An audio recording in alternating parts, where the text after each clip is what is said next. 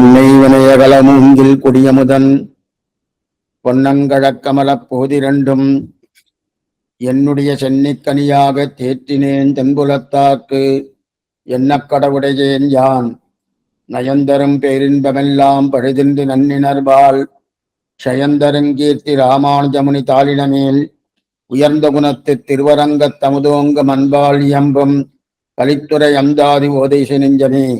இனியன் குறை நமக்கு எம்பெருமானார் திருநாமத்தால் முனிதந்த 108 சாவித்திரி என்னும் நுண்பொருளை கலிதந்த செஞ்சொல் கலித்துறை அந்தாதி பாடித்தந்தான் புனிதன் திருவரங்கத் தமுதாகிய புண்ணியனே.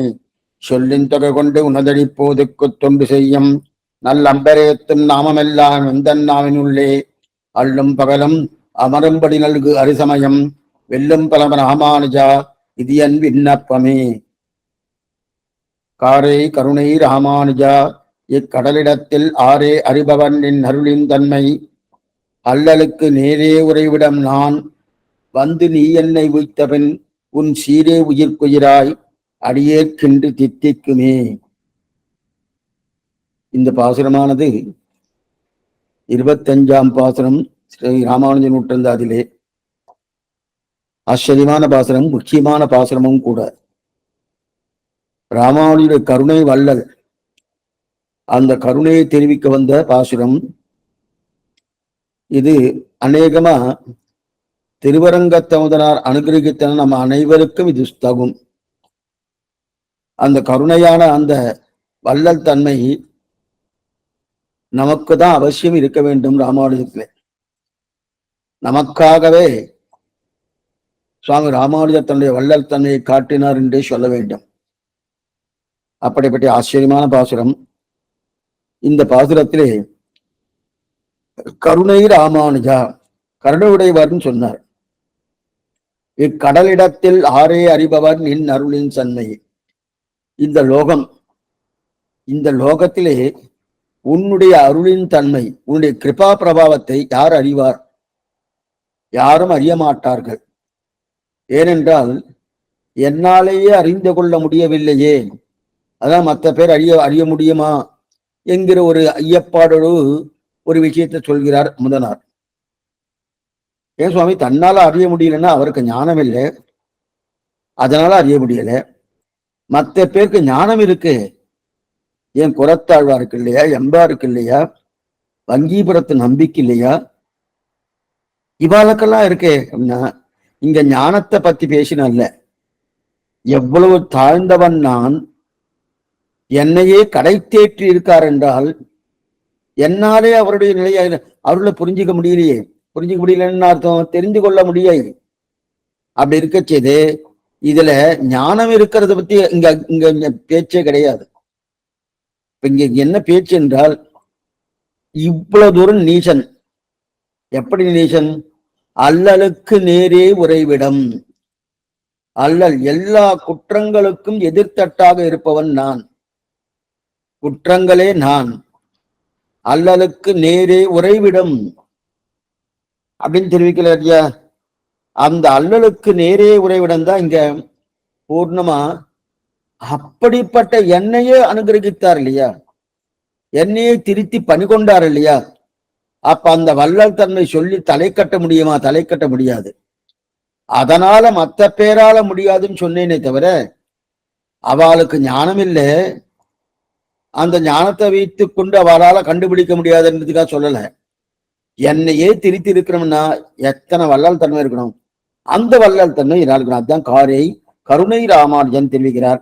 இதுல கடந்த காலக்ஷேபத்திலே அல்லலுக்கு நேரே உறைவிடும்னு பார்த்தோம். நேரே என்கிற சப்தம் சம்பிரதாயத்தில் ரொம்ப முக்கியம். ஏனென்னால் நேரே என்று சம்சார நிவர்த்தகமான பெரிய திருமந்திர உபதேசத்தவனை நேரே ஆச்சாரியன் என்கிறது அப்படின்னு சொல்லி ஸ்ரீவச்சன பூஷணத்தை சுவாமி பிள்ளலோகாச்சாரியர் தெரிவிக்கிறார். ஆச்சரியமான ஒரு சூழ்நிலை அது. அப்படி என்றால் இந்த இடத்துல இந்த நேரே ஆச்சாரன்னா காலக்ஷேப அதிகாரிகள் இருக்கா, திருத்தினவா இருக்கா, சில உபதேசம் பண்றவா இருக்கா, ஏன் பாகவதம், ராமாயணம், மகாபாரதம், சில சில புராணங்கள், இதையெல்லாம் சொல்லக்கூடிய காலக்ஷேப அதிகாரிகள் இருக்கா. அவாலையெல்லாம் இங்க ஆச்சாரியன்னு சொல்லல. நேரே ஆச்சாரியன் என்கிறது பெரிய திருமந்திரத்தை உபதேசித்தவனைன்னு சொல்லியிருக்கிறார் லோகாச்சாரியர். அது என்ன சுவாமி, இந்த விசாரம் கடந்த காலக்ஷேபத்துல நம்ம பண்ணினோம். இப்ப அடியனுக்கு ஆச்சாரிய சமாஷணம் ஆயிடுத்து, இருந்தாலும் அவர் எல்லாம் சொல்லி கொடுக்கல. நேரமின்மை ஒரு காரணம். அடியேனே அவர் பக்கத்துல இல்லை, வேற இடத்துக்கு போயிட்டேன். அவரை நித்தியம் சேவிக்கக்கூடிய பாக்கியம் கிடைக்கலன்னா அடியந்தான் பண்ணிட்டேன் கிடைக்காதபடி. அப்படி இருக்க செய்து அப்ப நான் விஷயத்தை தெரிஞ்சுக்கணுமோனோ. வெளியில நான் போன இடத்துல ஒரு ஆச்சாரன் இருந்தார். ஆச்சாரனா காலக்ஷேப அதிகாரி. அந்த காலக்ஷேப அதிகாரிட்ட எல்லாத்தையும் தெரிஞ்சுட்டேன். திருமந்திரம் என்ன, துவயம் என்ன, சர்மஸ்லோகம். ஆனா ஏற்கனவே என்னுடைய ஆச்சாரன்ட்ட நான் பஞ்சசம்ஸ்காரம் பெற்றுக்கொண்டுதான் மேற்கொண்டு அவர்கிட்ட எல்லா காலக்ஷேபமும் பண்ணினேன். ரொம்ப நன்னா சொன்னார். இத்தனைக்கும் என் ஆச்சாரியன் என்ன தெரிவிப்பாரோ அதை காட்டிலும் ஒரு படி மேலே தான் தெரிவித்தார். ஏன்னா என்னுடைய ஆச்சாரனுக்கு அந்த அளவுக்கு அந்த சொல்நயம் இருக்கான்னு தெரியல. ஏன்னா அடியனை பொறுத்தவரையில் ஏதோ சொல்லுவாரே தவிர, நான் காலக்ஷேப அதிகாரிட்ட கேட்ட அந்த பிரகாரம் அவருக்கு சொல்வதற்குண்டான அந்த வாக்பண்ணை சாதுரியம் இருக்கான்னு தெரியல. அதனால இவர்கிட்ட எல்லாம் தெரிஞ்சின்றபடியாலே இவரையே ஆச்சாரம் எடுத்துக்கலாமே. இது ஒரு நிலை. இன்னொன்னு, சில நேரத்துல ஆச்சாரன்ட்டியே ஏதோ ஒரு மனப்பான்மை ஏற்படும். குறுகிய மனப்பான்மையோ அல்லது ஏதோ ஆச்சாரன் நம்மகிட்ட அவர் தவறா நடக்க மாட்டார், சிஷ்யன் தான் தவறா நடப்பார். தவறா நடக்கும்போது அதுக்கு ஒரு மாதிரி ஆச்சாரன் இந்த மாதிரி பண்ணிட்டேன்னு சொல்லும் போது இந்த ஆச்சாரன் வேண்டாமே, நம்ம வேற மாத்திக்கலாமே என்கிற எண்ணத்தோடு சில பேர்லாம் போராடணும். அதுவும் சரிதானா? எதுக்கு இந்த விசாரம் பண்றேன்னா, இந்த கேள்வி அடிக்கடி அடிக்கிட்டு நிறைய பேர் கேட்கிறார். சுவாமி, அவர் ஒன்றும் பெருசா பாஷ்யவர் கிடையாது, பெரிய சம்பிரதாய அர்த்தங்கள் ஒன்றும் தெரியாது, என்னவோ அந்த பரம்பரையில வந்துட்டார், அதனால் பண்ணிட்டோம். ஆனா இந்த மாதிரி நன்னா இருக்கிற ஞானம் அனுட்டானும் அதெல்லாம் பூர்ணமா இருக்கிற மாதிரி தெரியலையே, அப்ப நான் மாத்திக்கலாமா? இந்த கேள்வி நிறைய பேருக்கு தொக்கி நிற்கிறது.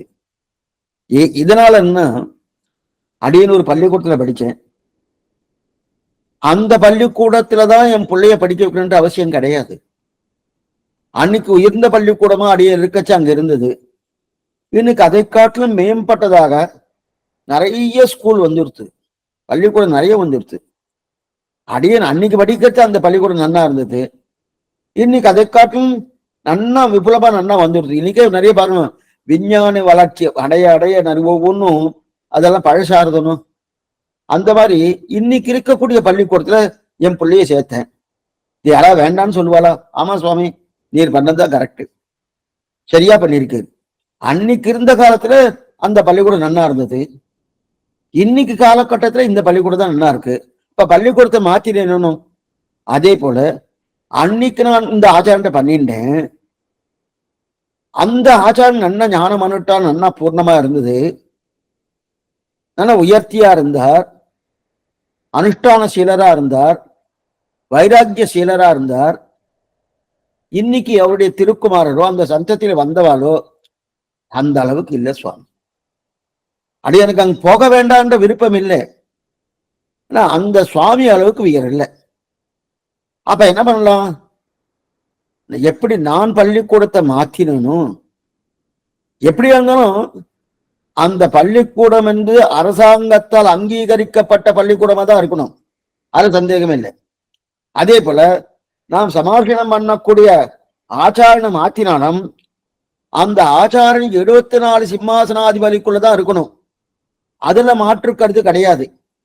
அந்த மாதிரி ஒரு நல்ல ஆச்சாரியனை தேர்ந்தெடுத்து, அடியனே தேர்ந்தெடுக்கிறேன், தேர்ந்தெடுத்து இவருக்கு நல்ல ஆச்சாரம் இருக்கு, அனுஷ்டானம் இருக்கு, விஷய ஞானம் நன்னா இருக்கு, நன்னா வாசி இருக்கார், நன்னாவும் நிறைய கைங்கரியெல்லாம் பண்ணிட்டு இருக்காரு, அதான் இவரை ஆச்சாரம் தேர்ந்தெடுக்கலாமான்னா அந்த மாதிரி சம்பிரதாயம் ஒத்துக்கல. இப்ப எதுக்கு சொல்ல வந்தேன்னா, நேரே ஆச்சாரம் என்பது ஒரு நிலை. எந்த நிலை என்றால், பெரிய திருமந்திர உபதேசம் வந்தா நேரே ஆச்சாரியன். ஆனால் அந்த ஆச்சாரியை மாற்றக்கூடிய தன்மை இருக்கான்னா அதுவும் கிடையாது. இந்த பரம்பரையில வந்தவா என்னதான் ஆச்சாரியன் வந்துருத்தோம்னா அதை மாற்றுவதற்கு வாய்ப்பே கிடையாது. ஏன்னா அது பகவானால ஏற்படுத்தப்பட்டது, அதை உல்லங்கனம் பண்ணவே முடியாது. சரி சுவாமி, அந்த பரம்பரையில இருக்கிறவாளுக்கே அவ்வளவு தூரம் இல்லை. இன்னைக்கு 74 சிம்மாசனாவதின்னு சொல்லியிருக்கமே தவிர சுவாமி ராமானுஜர் காலத்துல இன்னைக்கு 74 இருக்கான்னா தெரியல. 32ல இருந்து 35க்குள்ளதான் இருக்கலாம். அதை கொஞ்சம் வருத்தப்பட்டு தான் சொல்லிட்டு இருக்கேன். 74 பூர்ணமா இருக்கா சுவாமி? அப்ப அந்த பரம்பரை எல்லாம் போயிடுச்சு. பரம்பரை இருக்கு, அனுஷ்டானத்துல இருக்கான்னா இல்ல, அது குறைஞ்சு போயிடுது, நிறைய குறைஞ்சு போயிடுது. அதனால்தான் சுவாமி சொல்லிட்டு இருக்கேன், நான் மாத்திக்கலாமான்னு கேட்கிறேன். மாத்திண்டா என்ன தப்பு? ஆச்சாரம் மாத்தி நான் மாத்துறதுக்கு வாய்ப்பு கிடையாது. நாம என்ன நினைக்கிறோம், இப்படிப்பட்ட ஞானம் இப்படிப்பட்ட அனுஷ்டானம் இருந்தா தான் நமக்கு மோட்சம், அந்த ஆச்சாரம் கிட்டினாதான் மோட்சம் நினைக்கிறோம். அது கிடையாது. சம்பந்த ஞானத்தால தான் மோட்சம். அப்ப நான் தெரிஞ்சுக்க வேண்டாமா? அப்ப ஆச்சாரனுக்கு உபதேசம் பண்ண வேண்டாமா? 74 இருந்தா போருமா? வேற எதுவும் வேண்டாமா? எல்லாமே வேணும், எல்லாமே வேணும். அனுஷ்டானம் வேணும், ஞானம் வேணும், சம்பிரதாய அர்த்தங்கள் வேணும், காலக்ஷேப அதிகாரியா இருக்கணும், எல்லாமே வேணும். ஆனா அதனால மோட்சம் இல்லை. ராமானுஜருடைய சம்பந்தத்தை ஏற்படுத்தி கொடுப்பது அந்த 24 சிம்மாசனாதியுடைய பரம்பரை. அந்த ராமானுஜருடைய சம்பந்தம் ஏற்படுத்தினா தான் மோட்சம். எனக்கு அந்த சம்பந்தம் வந்துடுத்துனாலே மோட்சம்தான். இப்ப சம்பந்தம் வந்துடுத்துனா அதுக்கு மேல நான் எதுவுமே தெரிஞ்சுக்க வேண்டாம்னா தெரிஞ்சுக்கணும். சம்பந்தத்தாலதான் மோட்சம் சொன்னேன் சுவாமி. அப்ப அந்த ஆச்சாரனை தெரிஞ்சாலும் தெரியலனாலும் நீங்க அந்த ஆச்சாரனை மாற்ற முடியாதுன்னு வேற சொல்லியிருக்கேளே. அப்படி இருக்க செய்து எனக்கு எதுக்காக மற்றதெல்லாம் தெரிஞ்சுக்கணும்? தெரிஞ்சு கொள்ள வேண்டாம், என்ன தெரிஞ்சுக்கணும். எதனால தெரிஞ்சுக்கணும்னா 2 காரணம். ஒன்று, நல்லா புரிஞ்சுக்குங்க, நமக்கு இந்த ஆச்சாரனை தவிர மற்றொன்னு கிடையாதுங்கிற எண்ணம் ஏற்படணும்னா அந்த சம்பிரதாய அர்த்தங்கள் தெரிஞ்சுக்கணும். அப்பதான் அந்த எண்ணம் வரும். இல்லைன்னா நாளைக்கு யாராவது குறுக்க வந்து ஏதாவது பசப்பு வார்த்தை சொல்லி அது என்னமா நீங்க அங்க போயிட்டு இருக்க, அது ஒண்ணுமே கிடையாது அப்படின்னு அவ ஏதோ நம்ம பிரெயின் வாஷ் பண்றது, இந்த பசுப்பு வார்த்தைன்னு சொல்லுவா பாருங்க, அந்த பிரெயின் வாஷ் பண்ற மாதிரி எத்தையா சொல்லிட்டேன்னா உடனே மனசு மாறிடும். அதற்காக காலட்சேபம் கேட்கணும். இது முதல் நிலை. 2வது, 4 பேர் கேள்வி கேட்பாளணும். அது என்னமா உங்க சம்பிரதாயத்தில் இந்த மாதிரிலாம் இருந்துருக்கு, இதெல்லாம் தவறாச்சே, இதுக்கெல்லாம் உங்களுக்கு சரியான பதிலே இல்லையே. ஏன்னா இந்த மாதிரியான நிலைகள் சில மதத்துல இருக்கு. அவளுடைய கேள்வி பதில்களுக்கு சமாதானம், அதான் பதில் சரியான பதிலா இருக்கணும். இல்லை, ஏன் இல்லைன்னா சாஸ்திர சம்மதம் இல்லாத மதம். அதே மதமா நம்மளையும் ஆக்கிடுவார்கள். என்ன பண்றது? அப்ப நமக்கு அதுக்கு சமாதானம் சொல்லணும். இதனால இது, இதனால இது, இதனால இது என்கிற சமாதானம் சொல்லணும்னா தெரிஞ்சுக்கணுமோ, அதுக்காக காலட்சேபம் கேட்கணும். இது 2வது. நான் கேட்டேன்னா எங்க பகவானுக்கு ஆனந்தம், ஆச்சாரனுக்கு ஆனந்தம், அவருடைய பிரீத்தி தான் முக்கியம். காலட்சேபம் கேட்பதும் கைங்கரியம்தான். என்ன புரிஞ்சுக்கணும், நாம என்ன சொல்றதுதான் கைங்கரியம் கிடையாது, கேட்பதும் கைங்கரியம் தான். அப்ப கேட்பதோடு நிறுத்தின வேற எதுவும் பண்ண வேண்டாமன்னு நினைக்காதீங்க. எத்தையா சொன்ன உடனே அதுக்கு தாறுமாறான ஒரு சன்னிவேஷத்தோடு கொண்டு போகக்கூடாது. அது ஒரு திருஷ்டாந்தத்தோடு வைக்கிறாத விட இப்ப காலட்சேபம் கேட்டு அது மாதிரி அனுஷ்டானத்துல வரணும். காரணத்துல சொல்லியிருக்காருன்னா அது அனுஷ்டானத்தை வரணுமோ, அதைத்தான் இங்க தெரிவிக்கிறார். ஆக நேரே ஆச்சாரியன் என்பது பெரிய திருமணத்திற்கு உபதேசம் தெரியுது. அப்ப ஆச்சார அபிமானம் ரொம்ப முக்கியம். இதுல சுவாமி ராமானுஜர் சம்பிரதாயத்தையும் சாஸ்திரத்தையும் இரண்டையுமே ஒண்ணுக்கொன்னு முரண்பட்ட மாதிரி பண்ணவே மாட்டார். சம்பிரதாயம் சம்பிரதாயமா இருக்கும், சாஸ்திரம் சாஸ்திரமா இருக்கும். இப்ப நம்ம ஆச்சாரிய அபிமானமே உத்தார்கம்னு சொல்லிட்டு இருக்கோமோ, இதெல்லாம் சாஸ்திரத்தை காட்டும் சம்பிரதாயத்துல தான் பிரதானமா வச்சுட்டு இருக்காத. சாஸ்திரம் எங்கேயோ ஒரு மூலையில தான் கோடிட்டு காட்டும். ஆனா சம்பிரதாயம் அப்படி இல்லை. பிரதானமா ஆச்சாரிய அபிமானம் உற்றதும் உன் அடியார்கடிமை மற்றுமோர் தெய்வமுலதென்று இருப்பாடோர் உற்றிலேன் உற்றதும் உன் அடியார்கடிமைன்னு சொல்லும். ஆனா சாஸ்திரமும் சரீரத்துக்கு பிராதானியம் கொடுக்கும். பிராமண, சத்திரிய, வைசிய, சூத்ர, இந்த தர்மங்கள் என்னென்ன தர்மங்களோ இதெல்லாம் சாஸ்திரத்தை பத்தினது. ஆனா சம்பிரதாயம்னாலே அடியார்கடியான் அப்படின்னு தெரிவிக்கிறேன் இல்லையா? இதுதான் சம்பிரதாயத்துக்கு. அடியார்கடியான் அடியார்க்கு வளர்ந்து கொண்டே இருக்கும் அடியார்கடியான்னு. ஆனா இது எங்க இருக்கு சுவாமி? சாஸ்திரத்துல கோடிட்டு தான் காட்டும், நேரடியா சொல்லாது.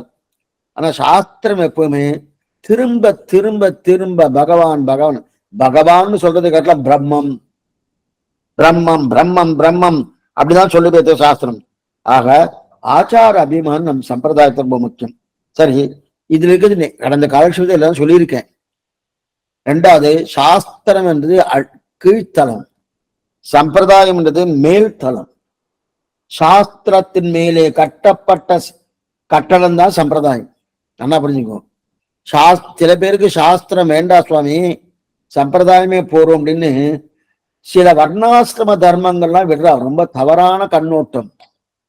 அந்த மாதிரி பிள்ளலோகாச்சாரம் எங்கேயுமே தெரிவிக்கல. வேதம் தமிழ் செய்த மாறம் தான் சொல்லிட்டு இருக்கோம். வேதத்தை உல்லங்கனம் பண்ணிட்டு வேதம் வேண்டாம், நமக்கு திராவிட வேதமே போறோம் அப்படின்னு நம்மாழ்வாரும் சொல்லல, சுவாமி ராமானுஜரும் சொல்லல. ஏன்னா வேதத்தை அடியொத்தித்தான் எல்லாமே. மூல பிரமாணம் வேதம் தான். அந்த வேதத்துடைய பிரமாணத்துக்கு தகுந்தாப்புதான் ஆழ்வாருடைய பாசுரங்களை அமைக்கப்பட்டுள்ளது.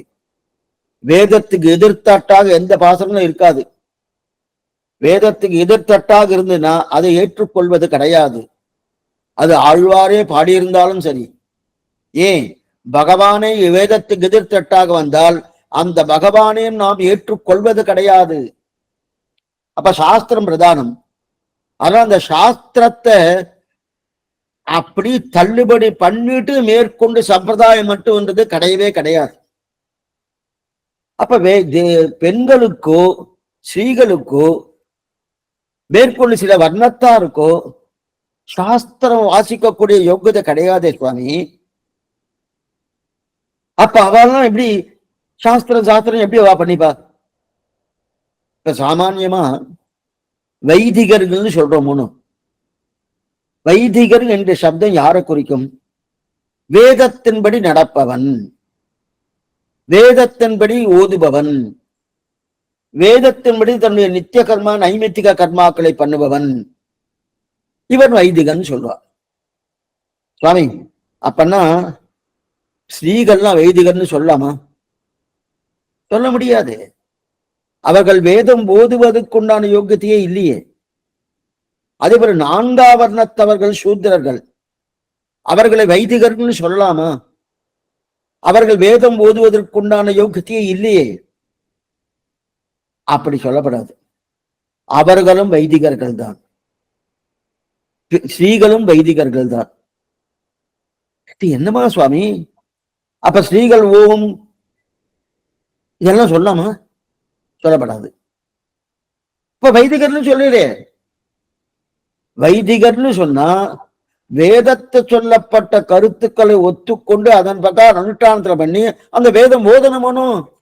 இப்ப ஸ்ரீகள் வேதம் ஓத முடியாதுன்னு சொல்லிட்டேன், நான்காவர்ணத்தவன் வேதம் ஓத முடியாதுன்னு சொல்லிட்டேன். அப்படி இருக்கச்சா எப்படி வைதிகர்கள்?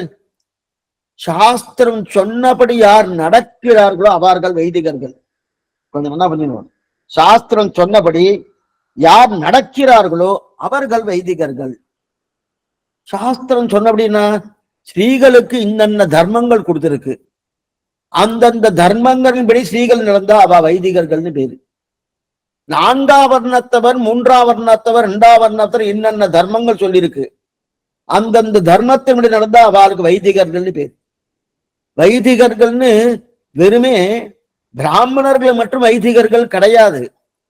வைதிக சப்தமே எல்லாரையும் குறிக்கும். ஆனா குறிப்பது என்பது என்னது, சாஸ்திரத்தின்படி இருக்கணும். புரியறதுக்காக சொல்றேன்.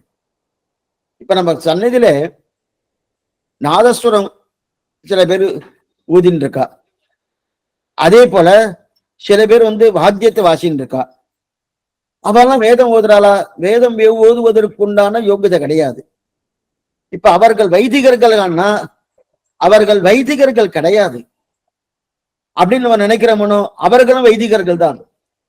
ஏன் வைதிகர்கள் சொல்லிட்டு இருக்கேன்னா, அந்த வைதிகர்கள் அவர்களுடைய வர்ண தர்மம் என்ன, இன்ன குலத்துல பிறந்திருக்கா, இன்ன ஆசிரமத்துல இருக்கா, அந்த வர்ணத்துக்கு தகுந்தா போல அந்த ஆசிரமத்துக்கு தகுந்தா போல அவர்களுக்கு சாஸ்திரம் என்ன சொல்லிட்டு அதன் பிரகாரம் அவரை பண்ணினார்கள் என்றால் அவர்கள் வைதிகர்கள்.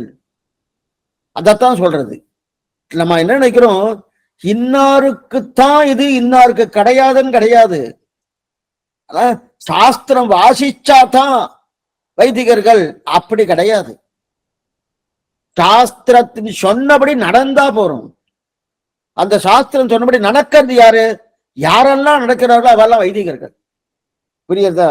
அதனால்தான் இங்க தெரிவிக்கிறேன். அப்ப சம்பிரதாயம் என்பது மேல்தளம், சாஸ்திரம் என்பது அடித்தளம். அந்த சாஸ்திரத்தின் மேலுதான் சம்பிரதாயம் கட்டப்பட்டிருக்கக்கூடிய கட்டடம். இப்ப சாஸ்திரம் என்பது அடித்தளமா இருக்கணும். அந்த அடித்தளமானது இப்படி ஆட்டம் கண்டுடுத்துன்னு வச்சுக்கேன், சம்பிரதாயம் நிற்குமா? ஒரு கட்டடம் இருக்கு, ஒரு கட்டடத்துக்கு கீழே கடகால் போட்டிருப்பா. அந்த கடகால் சரியா இல்லைன்னு வச்சுக்கோ, உடனே என்னாகும், கீழே விழ வேண்டியதுதான், கட்டடம் கீழே விழ வேண்டியதுதான். அதே போலதான் அந்த கீழ்த்தளம் தான் சாஸ்திரம். அப்ப சாஸ்திரம் பிரதானமா இருக்கணும். நிறைய பேர் என்ன நினைக்கிறா, சுவாமிகளே சொல்றேன், அதிலும் முக்கியமா பிராமணர் அல்லாத ஸ்ரீ வைஷ்ணவர்கள், யாரையும் தவறாடிய சொல்லல, ஏன்னா இந்த மாதிரி ஒரு நிறைய புகார் நிறைய வந்துட்டு இருக்கு. பிராமணர் அல்லாத ஸ்ரீ வைஷ்ணவர்கள், அவளும் ஸ்ரீ வைஷ்ணவர் தான். அந்த ஸ்ரீ வைஷ்ணவர்களாம் சாஸ்திரத்தை புறக்கணித்து விட்டு எங்களுக்கு ஆழ்வார்கள் பாசுரமே போரும், வேற எதுவும் வேண்டாம்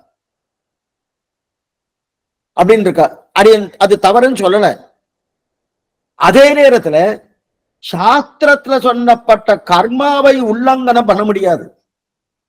சாஸ்திரத்தில் சொல்லப்பட்ட அந்த நித்திய நைமித்திக கர்மாக்கள் இருக்கு இல்லையா, அத நம்ம அதை தள்ளுபடி பண்ண முடியும்னா பண்ண முடியாது.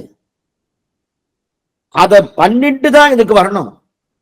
அது வேண்டான்னு சொல்ல முடியும்னா அவரவர்களுடைய குலத்துக்கு, அவரவருடைய வர்ணத்துக்கு, அவரவருடைய வர்ணாசிரம ஆசிரமத்துக்கு தகுந்தாப்பல அந்தந்த கர்மாக்கள் அவரவர்கள் செய்துதாகணும். அதெல்லாம் எங்களுக்கு கிடையாது சுவாமி, அதெல்லாம் எங்களுக்கு கிடையாது. சாஸ்திரம் கிடையாது, ஆழ்வார் பாசனம் போரும் அப்படின்னா இது ஆழ்வாரே ஒத்துக்கலையே. வேதம் தமிழ் செய்த மாறன், இது ஒண்ணு. எதுக்கு சொல்ல வந்தேன்னா, இந்த நிலையை நம்ம நிச்சயமா புரிஞ்சுக்கணும். அந்த மாதிரி இருந்தா சாஸ்திரத்தை இக்னோர், அதாவது தள்ளுபடி பண்ணிட்டா என்ன, ஆச்சாரிய சம்பந்தம் இருந்தாலும் மோட்சம் துர்லபந்தான். ஏன்னா நீ எடுத்துக்கொண்ட சரீரத்துக்கு தகுந்தா போல உன்னுடைய நித்திய நைமித்திக கர்மக்களை பண்ணிட்டாங்கன்னு சாஸ்திரம் சொல்லி இருக்கு. அதை நான் இல்லைன்னு ஆக்க முடியாது. ஆனால் அது எந்த ரூபத்துல பண்றோன்றதான் ஒரு வித்தியாசம் இருக்குமே தவிர, மத்தவா பண்றதுக்கும் ஸ்ரீ வைஷ்ணவா பண்றதுக்கும் வித்தியாசம் உண்டு. மத்தவா பண்றது சாஸ்திரம் சொல்லி இருக்கு, நான் பண்ணலைன்னா பாவம், எனக்கு நல்லது கிடைக்காது, புண்ணியம் கிடைக்காது, அது மட்டும் இல்ல என்னுடைய பாபத்தை நான் தொலைச்சிக்கணும், இதனால பாபம் சேர்றது, அதனால நான் இந்த கர்மாவை பண்றேன் என்கிற சங்கல்பத்தோடு பண்ணுவா. ஆனா ஸ்ரீ வைஷ்ணவா அப்படி இல்லை. ஸ்ரீ வைஷ்ணவன் பண்றா, எப்படி பண்றான்னா சாஸ்திரம் சொல்லிச்சு வாஸ்தவம் தான், ஆனந்தமா இதை பண்றேன், இதை பண்றபடியால பகவானுக்கு ஆனந்தம். ஸ்ருதிஸ்மதிர் மம ஆக்ஞா ஆக்ஞாச்சேதி மம துரோகி, என்னுடைய ஆணைகள் எல்லாம் என்னது அவாவா பண்ணணும், எந்த வைஷ்ணவனா இருந்தாலும் பண்ணியாகணும். அந்த என்னுடைய ஆணைகளை மீறினால் ஆக்ஞாச்சேதி, யாரெல்லாம் என்னுடைய ஆணையை மீறுகிறார்களோ மம துரோகி, அவன் எனக்கு துரோகின்னு சொல்லிட்டான். அதனால பண்ணிய. ஆனா ஓ பகவான் சொல்லிட்டு இருக்கார் எனக்கு பாப்பம் வந்துடும், அந்த எண்ணத்தோட பண்ண மாட்டான், ஆனா பண்ணுவான். எதனால ஸ்ரீ வைஷ்ணவா பண்றேன்னா பகவானுடைய முக்கோல்லாசத்துக்காக சாஸ்திரம் சொல்லி தின்பற்றணும். அது மட்டும் இல்ல, நான் பண்ணினா பின்னாடி லோக சங்கிரகமே வாபி, என்னை பின்பற்றவா நிறைய பேர் இருக்கா. ஓ இந்த சுவாமியே பண்ணலைன்னா இதுக்காக பண்ணணும்னு வந்துருவோனோ, அதற்காக பண்ணி ஆகணும், இந்த எண்ணத்தோடு பண்ணுவாளே தவிர அங்க பண்ற மாதிரி இல்லை. இதுக்கு சொல்ல வந்தேன்னா அதனால சாஸ்திரம் அவசியம் இருக்கணும், அது அடித்தளம். ஆனா சம்பிரதாயம் பிரதானம். அட இப்பயும் சொல்றேன், சம்பிரதாயம் பிரதானம். சாஸ்திரத்தை தள்ளிட்டு சம்பிரதாயம், இது நன்னா புரிஞ்சுக்கணும். இதை புரிஞ்சுண்டாச்சுன்னா மேற்கொண்டு இந்த கர்மா பண்ணலாமா கூடாதா, அவ சமாசனம் ஆயிடுச்சுன்னா இது பண்ண வேண்டாம் சொல்லிட்டாலே, அதே போல இதுக்கு போயாச்சுன்னா காசிக்கு போய் பண்ணியாச்சுன்னா பண்ண வேண்டாம் சொல்லிட்டாலே, கையைக்கு போய் பண்ணியாச்சுன்னா பண்ணி, இதெல்லாம் எங்க சொல்லியிருக்கு, எங்க சொல்லியிருக்கு, ஏது சொல்லியிருக்கு, இதுக்கு சொல்ல வந்தேன்னா. அதனால இந்த சம்பிரதாயம் பிரதானம் வச்சுக்கணும். அதனால ஆனா சுவாமி சாஸ்திரத்தையும் சம்பிரதாயத்தையும் ஒன்றும் குழப்பவே மாட்டார், குழப்பவே மாட்டாரு. சாஸ்திரம் ஒரு நிலையில வச்சிருப்பா, சம்பிரதாயத்தோடு வச்சுருக்காரு. ஏன்னா இந்த இடத்துல பாருங்க, ஸ்ரீபாஷ்யம் 4 அத்தியாயம், 4 அத்தியாயத்துல கடைசி அத்தியாயம் பலாத்தியாயம், கடைசி அத்தியாயம் பலாத்தியாயம். அந்த பலாத்தியாயத்துல என்ன தெரியும், இப்படி இருக்கிற இப்படி இருக்க உபாசனத்தை பத்தியா ஸ்ரீபாஷ்யம் சொல்லியிருக்கு. அதுல சரணாகதியே கிடையாது.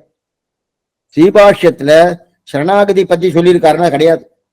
உபாசனம், அதாவது சாத்தியோபாய நிட்டார்கள், என்னுடைய முயற்சியாலே பகவானை அடைதல் என்பதுதான் ஸ்ரீபாஷ்யம் சொல்லப்பட்டிருக்கு.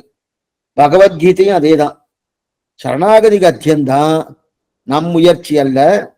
ஸ்வரக்ஷனே சுவான்வழி மொழிகை ததா வித்வான் புண்ணிய பாப்பே விதுய நிரஞ்சன பரமம் சாமிய உபேதி என்று சொல்ல மாதிரி தொபைய உபாய பூதோமே பவ, இது பிரார்த்தனா மதி சரணாகதி என்று சொல்லுமா போல அது சரணாகதி சாஸ்திரம். நம் முயற்சி எல்லாம் பகவத் அனுகிரகத்தால போறாங்க. எங்கேயும் பகவத் அனுகிரகம் உண்டு, ஆனா நான் முயற்சி பண்ணாதான் உண்டு. எங்க இந்த உபாசன மார்க்கம் என்று சொல்லி ஸ்ரீபாஷ்யம், அதுல அது பூர்த்திய சாஸ்திரம். அந்த சாஸ்திரத்துக்குள்ளேயே சம்பிரதாயத்தை கொஞ்சம் சேர்க்கிறார். சம்பிரதாயத்துக்கு என்னமா சேர்க்கிறார்னா அந்த சாஸ்திரத்துக்குள்ளேயே சம்பிரதாயத்துல கடைசியில சேர்க்கிறார். ஸ்ரீபாஷ்யத்துல சம்பிரதாயத்தை என்னது வைக்கிறார்னா, இப்படி இந்த மாதிரி உபாசனம் பண்ணக்கூடிய இவாள்லாம் ஒருத்தர் பண்ணிட்டு இருக்காருன்னு அவாவா அவருடைய வர்ணத்துக்கு தகுந்தா போல, ஆசிரமத்துக்கு தகுந்தா போல அவரவர் தங்கள் தங்கள் சாத்தியோபாயம், இந்த கர்மயோகம் என்ன, ஞான யோகம் என்ன, பக்தி யோகம் என்ன, அவரவர்களுக்கு தகுந்தா போல அந்தந்த அனுஷ்டானத்தை பண்ணிட்டு இருக்காருன்னு. இத்தனையும் பண்ணியாச்சு, செய்ய வேண்டியதுன்னா செய்யாச்சு, செஞ்சதுக்கு அப்புறம் அவர் மோட்சத்துக்கு போது சித்தமா இருக்கார். அப்ப குறுக்க ஒரு சம்பிரதாய விஷயத்தை வைக்கிறார். அதே சாஸ்திரத்திலே சுவாமி எம்பெருமானார் இதே ஸ்ரீபாஷ்யத்திலே குறுக்க ஒரு சம்பிரதாய விஷயம் வைக்கிறார். என்னவென்னா அந்த சம்பிரதாயம் ஆச்சரியமான விஷயம். என்ன தெரிவிக்கிறார் என்றால், அங்கு இருக்கச்சே பாகவத அபச்சாரத்தை நீ பட்டையானால் உனக்கு மோட்சம் எடுத்து நிச்சயம் கிடையாதுட்ட.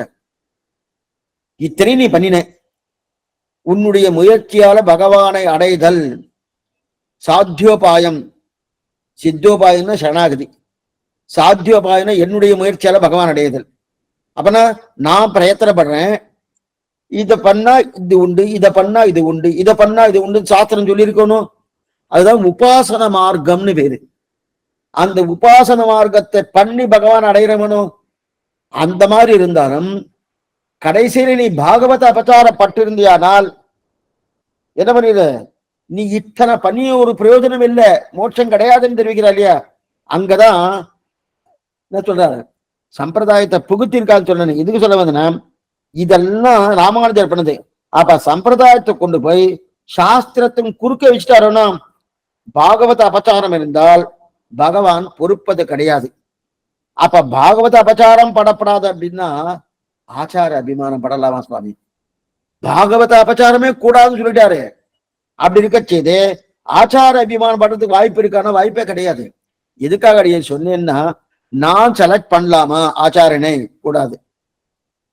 சரி, ஆச்சாரனை சரியா இல்லையே சுவாமி, நான் மாத்திக்கலாமா? கூடாது. சரி சுவாமி, நான் யார்கிட்ட காலக்ஷேபம் கேட்டனோ அந்த காலக்ஷேப அதிகாரியையே நான் ஆச்சாரனை வச்சுக்கிறேன், அதுவும் கூடாது. அப்ப யார் சுவாமி? நேரே ஆச்சாரன். இந்த தாபகா புன்றகா ததா நாமகா மந்திரோ யாகஸ்ய பஞ்சபகா என்று சொல்லக்கூடிய அந்த பஞ்சசம்ஸ்காரம் யார் பண்ணாலோ அவதான் ஆச்சாரியன் சொன்னார். சரி சுவாமி, அதான் நேரே ஆச்சாரியன் தெரிவித்தார். இப்ப அவரே ஆச்சாரன், வேறு யாரும் கிடையாது சொல்றார். மேலும் சொல்றார், நேரே ஆச்சார் என்பது பெரிய திருமந்திரத்தை உபதேசத்தனுக்குன்னு சொல்லிட்டாரு. இந்த இடத்துல பாருங்க. ஆனா இங்க ஏன் சுவாமி இப்ப ரகசியத்திரை 3 இருக்கணும், திருமந்திரம் இருக்கு, கொஞ்சம் இது கொஞ்சம் நிதானமா கேளுங்க. ஏன்னா இது நன்னா கேட்டுட்டேன்னா உங்களுக்கு வேற சம்பிரதாயத்துல இத பண்ணணுமா வேண்டாமாங்கிற சந்தேகமே உங்களுக்கு பூர்த்தியா போயிடும். இந்த மாதிரி சந்தேகமும் வராது. இப்ப நேரே ஆச்சாரன் சொல்லிட்டு பெரிய திருமந்திரத்தை உபதேசித்தவனுக்கு நேரே ஆச்சாரன் சொல்லிட்டார். சரி, அப்படி இருக்க செய்து ஏன் சுவாமி பெரிய திருமந்திரம் சொல்லணும்? ரகசியத்திரையும் தானே முக்கியம். நம்ம சமாஷனம் ஆயிடுத்துன்னா ஆச்சாரன் நமக்கு என்ன பண்றார்? ரகசியத்திரத்தை உபதேசம் பண்றார். திருமந்திரம் என்ன, துவயம் என்ன, சர்மஸ்லோகம் என்ன, 3மே நமக்கு உபதேசம் பண்றார். அப்ப 3 உபதேசம் பண்ணும்போது ஏன் திருமந்திரம் சொல்லணும்? சர்மஸ்லோகத்தை உபதேசம் பண்ணவன் தான் நேரே ஆச்சாரியன், துவயத்தை உபதேசம் பண்ணினவர் தான் நேரே ஆச்சாரியன் சொல்லியிருக்கலாமே. கொஞ்சம் நல்லா கேட்டுங்க, அந்த மாதிரி சொல்லியிருக்கலாமே. ஏன் சொல்லல? பெரிய திருமந்திரத்தை உபதேசித்தவனுக்கு நேரே ஆச்சாரன் தெரிவிக்கிறாரு. கொஞ்சம் இது கொஞ்சம் அவுட் ஆஃப் கான்டெக்ட் தான், ராமானுஜ விட்டு இல்லை, இருந்தாலும் உங்களுக்கு தெரியணுன்றதுக்க 2-3 பேர் கேட்டுட்டா, அதனாலதான் கேட்டு இருக்கேன். பெரிய திருமந்திர உபதேசம் தான் நேரே ஆச்சாரன் எதுக்காக சொல்லணும்? சரமஸ்லோகத்தை உபதேசித்தார், அவர் தான் ஆச்சாரியன். இல்ல இல்ல, தயத்தை ஒருத்தர் உபதேசம் பண்ணார், அவர் தான் ஆச்சாரியன், அப்படி கூட சொல்லியிருக்கலாமா சுவாமி? அப்படி சொன்னாலும் அதே கான்டெக்ட் தானே வருது அப்படின்னா இல்லைன்ட்டார். ஏன்னா சரமஸ்லோகத்தை கடனம்பெருமான் உபதேசம் பண்ணியிருக்கார். சர்வதன்மான் பரித்தஜ்ய மாமேகம் சரணம் பிரஜா அகம் துவா சர்வபாபேப்யோ மோட்சயிச்சாமி மா சுஷகா அப்படி பண்ணியிருக்காரனோ, அவர் உபதேசம் பண்ணியிருக்கார். அப்ப உபதேசம் பண்ணி முடிச்ச உடனே சரி சுவாமி, சர்மஸ்லோகத்தை அவர் உபதேசம் பண்ணியிருக்கார், அதுக்கு மாத்திரம் இல்ல, அவருக்கு பேரே கீதாச்சாரியன்னு பேரு, ராமாச்சாரன்னு பேரு கிடையாது, வராகாச்சாரன்னு பேரு கிடையாது. ஆனா கீதாச்சாரன்னு பேரு இருக்கு. எப்ப கீதாச்சாரன் பேரு இருக்கோ மேற்கொண்டு அவர் தானே சர்ம ஸ்லோகத்தை உபதேசம் பண்ணார். ஏன் 3 மந்திரங்களையும் உபதேசம் பண்ணதே பகவான் தான். 3 மந்திரம். திருமந்திரம் என்ன? திருமந்திரத்தை பத்ரிகாசிரமத்திலே தானே ஆச்சாரிய தானே சிஷ்ணா என்று உபதேசம் பண்ணார். சர்ம ஸ்லோகத்தை தேர்தட்டிலே அர்ஜுனனுக்கு கண்ணனா இருந்து கொண்டு உபதேசம் பண்ணார். துவயத்தை ஸ்ரீ விஷ்ணுலோகத்திலே ஸ்ரீ பிராட்டிக்கு உபதேசம் பண்ணார். 3மே பகவான் தான் உபதேசம் பண்ணார். இருக்கட்டும், அப்படி இருக்க செய்து அவரை சொல்லலாமோனும். யாரு? சர்மஸ்லோகத்தை உபதேசம் பண்ணவனுக்கு நேரே ஆச்சாரியன் அப்படின்னு சொல்லியிருந்தா, அப்ப நமக்கு சமாசீனம் பண்ண ஆச்சாரியன் இருக்கார் இல்லையா, அவர் ஆச்சாரியன் ஆக மாட்டார். அப்ப யாராகுவார் ஆச்சாரியன்? கண்ணன் பெருமான் ஆச்சாரன் ஆயிடுவார். நல்லதான சுவாமி, பகவானே ஆச்சாரனா இருந்தா நல்லதானே? இல்ல, பகவான் ஆச்சாரியன் அல்ல. அதுதான் சொல்ல வர அடியேன். ஆச்சாரியன் தான் ஆச்சாரியன், பகவான் ஆச்சாரனா கிடையாது. அவர் ஆச்சாரியன் இல்லையா? கீதாச்சாரியன் சொல்லிட்டு இருக்குமே, சொல்லிட்டு இருக்குன்னா சொல்லிட்டு இருக்கோம்னா அவர் ஆசைப்பட்டார், குரு பரம்பரையில அவர் பேர் வேணும்னு ஆசைப்பட்டுட்டார். பகவான் நானும் உங்க குரு பரம்பரைக்குள்ள வந்துடுறனே, அவர் தான் பிரார்த்திக்கிறார், வந்துடுறனே. அதனால்தான் இன்னைக்குன்னு சொல்லிட்டு இருக்கோம், லக்ஷ்மிநாத சமாரம்பாம் நாதயாமன மத்தியமாம் அஸ்பத ஆச்சாரிய பரியந்தாம் வந்தே குரு பரம்பராம் சொல்லிட்டு இருக்கோம். குறுக்க அவர் இடத்த பிடிச்சுட்டார். குறுக்க சில கோஷ்டிலாம் இருக்கும், அந்த கோஷ்டியில நம்மளால போக முடியாது, அவ தள்ளிட்டார். அவள்கிட்ட பிரார்த்தனை பண்ணிட்டு, உங்க கோஷ்டிக்கு வந்தா எனக்கு ஏதோ நன்மை கிடைக்கிறது, எனக்கு சில சில சலுகைகள்லாம் கிடைக்கிறது, உங்க கோஷ்டிக்குள்ள வந்துடுறேன். இன்னைக்கும் இந்த பின்தங்கிய வகுப்புன்னு ஒண்ணு வச்சுட்டு இருக்கா. அதாவது ஒவ்வொரு வகுப்பு வச்சிருக்கான். இது என்னென்ன FC, BC, backward class, forward கிளாஸ்னு வச்சுட்டு இருக்கா, பின்தங்கிய வகுப்புன்னு. அநேகமா சில பேர் என்ன பண்றான்னா, அவ எஃப்சியா இருக்கிறவாள்லாம், ஃபார்வர்ட் கிளாஸா இருக்கிறவாள்லாம் பின்தங்கிய வகுப்பா வந்தாச்சுன்னா சில சில சலுகைலாம் கொடுக்கறதுக்காக அவ மாத்திக்கிறா. கடைசியில மாட்டின்ண்டே போயிடுறான் வச்சுக்க. கடைசியில நீ தப்பா வந்துட்ட, உன்னுடைய வம்சம் இது, நீ ஏன் இங்க வந்திருக்கான்னு சொல்லி கடைசியில புடிச்சுன்னு போயிடுறா. அது வேற விஷயம். அதே போல பெருமாள் என்ன பண்றாருன்னா, எனக்கு இந்த குரு பரம்பரையில இடம் வேணுமே, அது நல்ல பரம்பரையா இருக்கு, அந்த இடம் வேணுமே இடம்னு இவர் தான் உள்ளுக்குள்ள பூந்துட்டாரு. இவா ஒண்ணு நம்ம ஆழ்வார்களோ ஆச்சாரிய இவரை புகுத்தல. இவர் தான் லக்ஷ்மிநாத சமாரம்பான்னு புகுந்துட்டார். புகுந்துண்டபடியால சரி போட்டோம் சுவாமி, போட்டோமே, ஸ்ரீயை நமகா ஸ்ரீதராய நமகான்னு நம்ம இன்னைக்கு சொல்றோம். அஸ்மத்தேசிக அஸ்மதீய பரமாச்சாரிய அசேஷான் குரும் ஸ்ரீமன் லக்ஷ்மண யோகி புங்கவம் மகாபூர்ணம் முனிம் யாமனம் ராமம் பத்ம விலோச்சனம் முனிவரம் நாதம் ஜடக்தேஷனம் சேனேஷம் சியம் இந்திரா சாசனம் நாராயணம் சமஸ்டையே சொல்லிட்டு இருக்கோம்.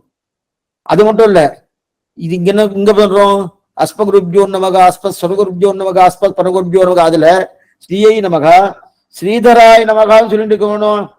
இப்ப இவரை சேர்த்துட்டோமனும், இவரை சேர்க்கணும்னா எதுக்கு சுவாமினா, இவர் இல்லாமலேயே ஆழ்வார்களை வைத்துக் கொண்டே தாராளமா குரு பரம்பரையை நம்ம ஆரம்பிச்சிருக்கலாம். கொஞ்சம் நல்லா கேட்டுங்க, ஆழ்வார்களை வைத்துக் கொண்டே தாராளமா நம்ம குரு பரம்பரை ஆரம்பிச்சிருக்கலாம். ஆனா இந்த குரு பரம்பரை வருவதற்கு முன்னாடியே பகவான் தான் பிரியப்பட்டார். அந்த குரு பரம்பரையில எனக்கும் இடம் வேணும், அவர் தான் பிரியப்பட்டார். இது அப்படியே ஸ்ரீவச்சன எடுத்திருக்கார். ஆச்சாரியத்துவத்தை ஆசைப்பட்டு இருக்கும்னு எடுத்திருக்கார் சூத்திரம். அதுக்குன்னு ஒரு சூத்திரம் அமைச்சிருக்கார். அப்படி இருக்க செய்து அந்த குருபரம் ஆசைப்பட்ட பிரியப்பட்டாரனோ, அந்த பிரியப்பட்டபடியாலே அவருடைய திருவுள்ளம் நொந்து போகக்கூடாதானோ. அவர் திருவுள்ளம் நொந்து போலாமா? நொந்து போகப்படாது. அந்த திருவுள்ளம் நொந்து போகப்படாதுன்றதுக்காக தான் ஆச்சாரியாலாம் சேர்த்துட்டா பகவான. இல்லைன்னா பகவான சேர்க்காமத்தான் குரு பரம்பரையை வச்சுக்கணும்னு நினைச்சிட்டு இருந்தா. அப்ப இவர் பிரியப்பட்டாரனோ, அந்த பிரியப்பட்டபடியாலே இந்த குருபரம் வருவதற்கு பகவான் பிரியப்பட்டான். திருவள்ளுவன் நொந்து போகப்படாததான் சேர்த்துட்டா. ஆக ஆச்சாரியன்னா யாரு? ரகசியத்திரேத்த உபதேசம் வந்த ஆச்சாரியன், அவன் தான் நேர ஆச்சாரியன். குருக்கு ஆச்சாரியன் கிடையாது. குருக்கு சம்பந்தியாக வரலாமே தவிர அவெல்லாம் ஆச்சாரிய அமைங்கட்டா. இப்ப குறுக்க சம்பந்தியா வரலாம்னா யாரார? அநேகமா காலக்ஷேப அதிகாரிகள், இல்ல சில சில உபதேசம் பண்றவா, சில சில கைங்கரியத்தை ஒண்ணு ஐஷன் போயிட்டு அந்த கைங்கரியத்தை பெற்று கொடுக்குறவா, சில சில திவ்ய தேசத்துக்கு அழித்துன்னு போறவா, சில சில சம்பிரதாய விஷயங்கள் உனக்கு சொல்லி கொடுக்குறவா, அவெல்லாம் ஆச்சாரம் ஆக முடியுதுன்னா ஆச்சாரம் ஆக முடியாது. அப்ப இவெல்லாம் நேரே ஆச்சாரம் யாரு? எதுக்கு சொல்ல வந்தேன்னா, பெரிய திருமணத்தில் உபதேசித்து வந்தான் இப்ப குறுக்காச்சனது. இப்ப அடுத்தது என்ன திரும்ப தோணும். இப்ப நான் என்ன சொன்னேன், இப்பன்னா ஆச்சாரிய லட்சணம் சிஷ்ய லட்சணம் பூர்த்தியா தெரிஞ்சுக்க வேண்டாமா சுவாமி? ஆச்சார லட்சணம் இன்னது, ஆச்சார லட்சணம் இன்னது, சிஷ்ய லட்சணம் இன்னென்ன, ஆச்சாரியன்னு இன்னென்ன மாதிரி, இன்னென்ன சிஷ்யன்னு இன்னென்ன மாதிரி அப்படின்னு தெரிஞ்சுக்கணும். ஆச்சாரியனுக்கு உண்டான லட்சணம் என்ன? அந்த லட்சணம் பிரகாரம் ஆச்சாரியன் இருக்காரா? சிஷ்யனுக்கு உண்டான லட்சணம் என்ன? சிஷ்யனுக்கு உண்டான லட்சணம் பிரகாரம் சிஷ்யன் இருக்காரா? அது தெரிஞ்சுக்க வேண்டாமானா? தெரிஞ்சுக்கணும் வாஸ்துவம். ஆனா இந்த ஆச்சாரிய லட்சணம் தெரிஞ்சு கொள்ள வேண்டியது நாம் இல்லை. நாம் அத்தனை பேரும் சிஷ்ய லட்சணம் தான் தெரிஞ்சுக்கணும். ஆச்சார லட்சணம் நாம தெரிஞ்சுக்க வேண்டிய அவசியமே கிடையாது. சாமி என்ன நீங்க பேசுற தெரிஞ்சுக்க வேண்டிய அவசியமே கிடையாதுன்னு சொல்லிட்டு ஆச்சாரம் இன்னாரு இன்னாரு இன்னாருன்னு தெரிஞ்சுக்க வேண்டாமா? ஆச்சாரனுக்கு உண்டான குவாலிபிகேஷன் இருக்க வேண்டாமா? இப்போ ஒரு டாக்டர்கிட்ட போறேன், அந்த டாக்டர் எம்பிபிஎஸ் படிச்சிருக்காரா இல்லையான்னு தெரிஞ்சுக்காம அவருதான் கைப்பிடிச்சு டாக்டர் பிடிச்சிட்டு போயிடுற அவரை. அப்ப அந்த குவாலிபிகேஷன் இருக்க வாழ்த்துதானே நான் பார்க்கணும். அதே போல ஆச்சாரியத்துவம் இவர்கிட்ட இருக்க சுவாமி, அதனால இவர் ஆச்சாரம் தேர்ந்தெடுத்துக்கிறேன் அப்படின்னு இருக்க வேண்டாமே. என்ன இதுக்கு முன்னாடி நம்ம என்ன பார்த்தோம்? ஆச்சார தேர்ந்தெடுப்பது நாம் இல்லைன்னு பார்த்த போனோம். இப்ப இங்க வம்பு வந்திருக்கு பாருங்க. எனக்கு தெரிய வேண்டாமா சுவாமி இவர் ஆச்சாரம் தான்? அப்ப அதுக்குண்டான குவாலிபிகேஷன் அவருக்கு இருக்கான்னு தெரிஞ்சுக்க வேண்டாமா? அதனால அவர்கிட்ட அந்த ஆச்சாரியத்துவம் பூர்த்தியா இருக்கான்னு தெரிஞ்சுக்க வேண்டாமான்னா அவசியம் இல்லை. நீர் தெரிஞ்சுக்க வேண்டிய சிஷ்யத்துவம் தான். நீர் ஆச்சாரம் இல்லையே, சிஷ்யத்துவம் தான் நீ தெரிஞ்சுக்கணும். இத சொன்ன உடனே ஒருத்தர் கேட்டார், சுவாமி ஆச்சாரியத்துவத்தை தெரிஞ்சுக்க கூடாதுன்னு சொல்லிட்டு இருக்கேனே, ஆனா மணவாள மாமன் தன்னுடைய உபதேசமான என்ன சொல்லியிருக்கா பார்த்தீங்களா? ஒரு பாசுரம் அவரே எடுத்து காமிக்கிறார். ஞானமனுஷ்டானம் இவை நன்னாகவே உடையனான குருவை அடைந்த கால் மாநிலத்தீர் தேனார் கமல திருமாமகள் குழன் தானே வைகுந்தம் தரும். இதுல பாட்டுல என்ன இருக்கு? ஞானமனுஷ்டானம் இவை நன்னாகவே உடையனான குருவை அடைந்த கால் தெரிவிக்க இல்லையா? அந்த மாதிரி குருவை நீ அடைந்தால் மாநிலத்தீர் தேனார் கமல தானே வைகுந்தம் கிட்டும் அப்படின்னு சொல்லியிருக்காரு. இப்ப மணவாளமா அப்படி சொன்னபடி நான் நடக்க வேண்டாமா? அப்ப நடக்கணும்னா ஞானம் அனுஷ்டானம் இருக்க குருவை நான் தேர்ந்தெடுக்கணும். அது அவருக்கு இல்லைன்னா வேறு குருவை நான் தேர்ந்தெடுத்துக்கலாமே. இதான் முன்னாடி நம்ம பார்த்தோம். வேறு குருவை நான் தேர்ந்தெடுக்கலாமே அப்படின்னா இதுல என்ன சிரமம்னு தெரியுமா? ஞானம் அனுஷ்டானம் நன்னா இருக்கா நன்னா இல்லையான்னு பரீட்சை பண்ணி பார்க்கணுமோன்னு நல்லா பண்ணும். இது யார் பார்க்கணும்? இப்ப அடியே ஒரு உத்தியோகத்துக்கு போயிட்டு இருக்கேன், இல்ல சும்மா வச்சுப்போம். அந்த உத்தியோகத்துக்கு 10 மணிக்கு வர சொன்னான். நான் 10 மணிக்கு வர சொல்றேன்னா 10 மணிக்கு போய் ஆகணும். லேட்டா போயிட்டுனா ஏன் லேட்டா போனேன்னு கேட்டுருவா. 2 நாள் லேட்டா போயினா எதுக்கு லேட்டா வந்தேன்னு கேட்டுட்டா. கேட்ட உடனே சுவாமி வாஸ்து வந்தா சுவாமி என்ன பண்றது, ஏதோ நாடி ஆயிடுச்சுன்னு சொல்லி அப்படி சமாளிச்சுட்டு அடுத்த நாள் ஒழுங்கா போனேன். என்னை யார் கேட்டாலோ அவளே ஒரு 4 நாள் லேட்டா வந்துட்டா. அவள்கிட்ட போய் கேட்டேன், என்ன சீக்கிரமா வர சொன்னேலே, இப்ப நீங்க லேட்டா வந்திருக்கேலே, நீங்க மட்டும் லேட்டா வரலாமான்னு கேட்டேன். கேட்ட உடனே அடுத்த க்ஷணமே எனக்கு அந்த இடத்துல உத்தியோகம் இல்லைன்னு ஆயிடுச்சு. ஜென்ம சுவாமி நியாயம் தானே சுவாமி நீங்க கேட்டதுன்னா? நியாயம்தான். நான் யார கேட்கணும்? எனக்கு கீழே இருக்கிற அதிகாரியை நான் கேட்டா அப்ப நான் சரி. எனக்கு மேல அதிகாரியை கேட்டேன்னா என்ன பிரயோஜனம்? அவர் என்னமென்னா வரலாம். அவரை கேட்கறதுக்கு அவருக்கு மேல இருக்கிற அதிகாரி தான் கேட்க முடியுமே தவிர நான் கேட்க முடியுமா? அடியும் கேட்க முடியாது. அடியும் லேட்டா வந்தாருன்றது எனக்கு மேல இருக்கக்கூடிய அதிகாரி கேட்கலாம். அந்த அதிகாரியை லேட்டா வந்தார்னா அவருக்கு மேல இருக்கிற அதிகாரி தான் கேட்கணும். அதே போல இப்ப ஆச்சாரியன் இவருக்கு ஆச்சாரியத்துவம் பூர்த்தி இருக்காருன்னா யாரு கேட்பா? சிஷ்யன் கேட்கணுமா? அப்பன்னு மணவாழ்வான் சொல்லியிருக்காரு, நன்னாகவே உடையனார் குருவை அடைந்து ஆச்சாரனுக்கு இருக்க வேண்டிய லட்சத்தை அவர் சொல்லிட்டு இருக்காரு. உடனே நம்ம என்ன தோணும்? ஓ நமக்காக அந்த பாதரம் பாடி இருக்காரு போட்டுக்கு, அப்ப நான் தான் செலக்ட் பண்ணும் ஆச்சாரனை கூப்பிட்டு வரோம் வாங்க கூசுறது.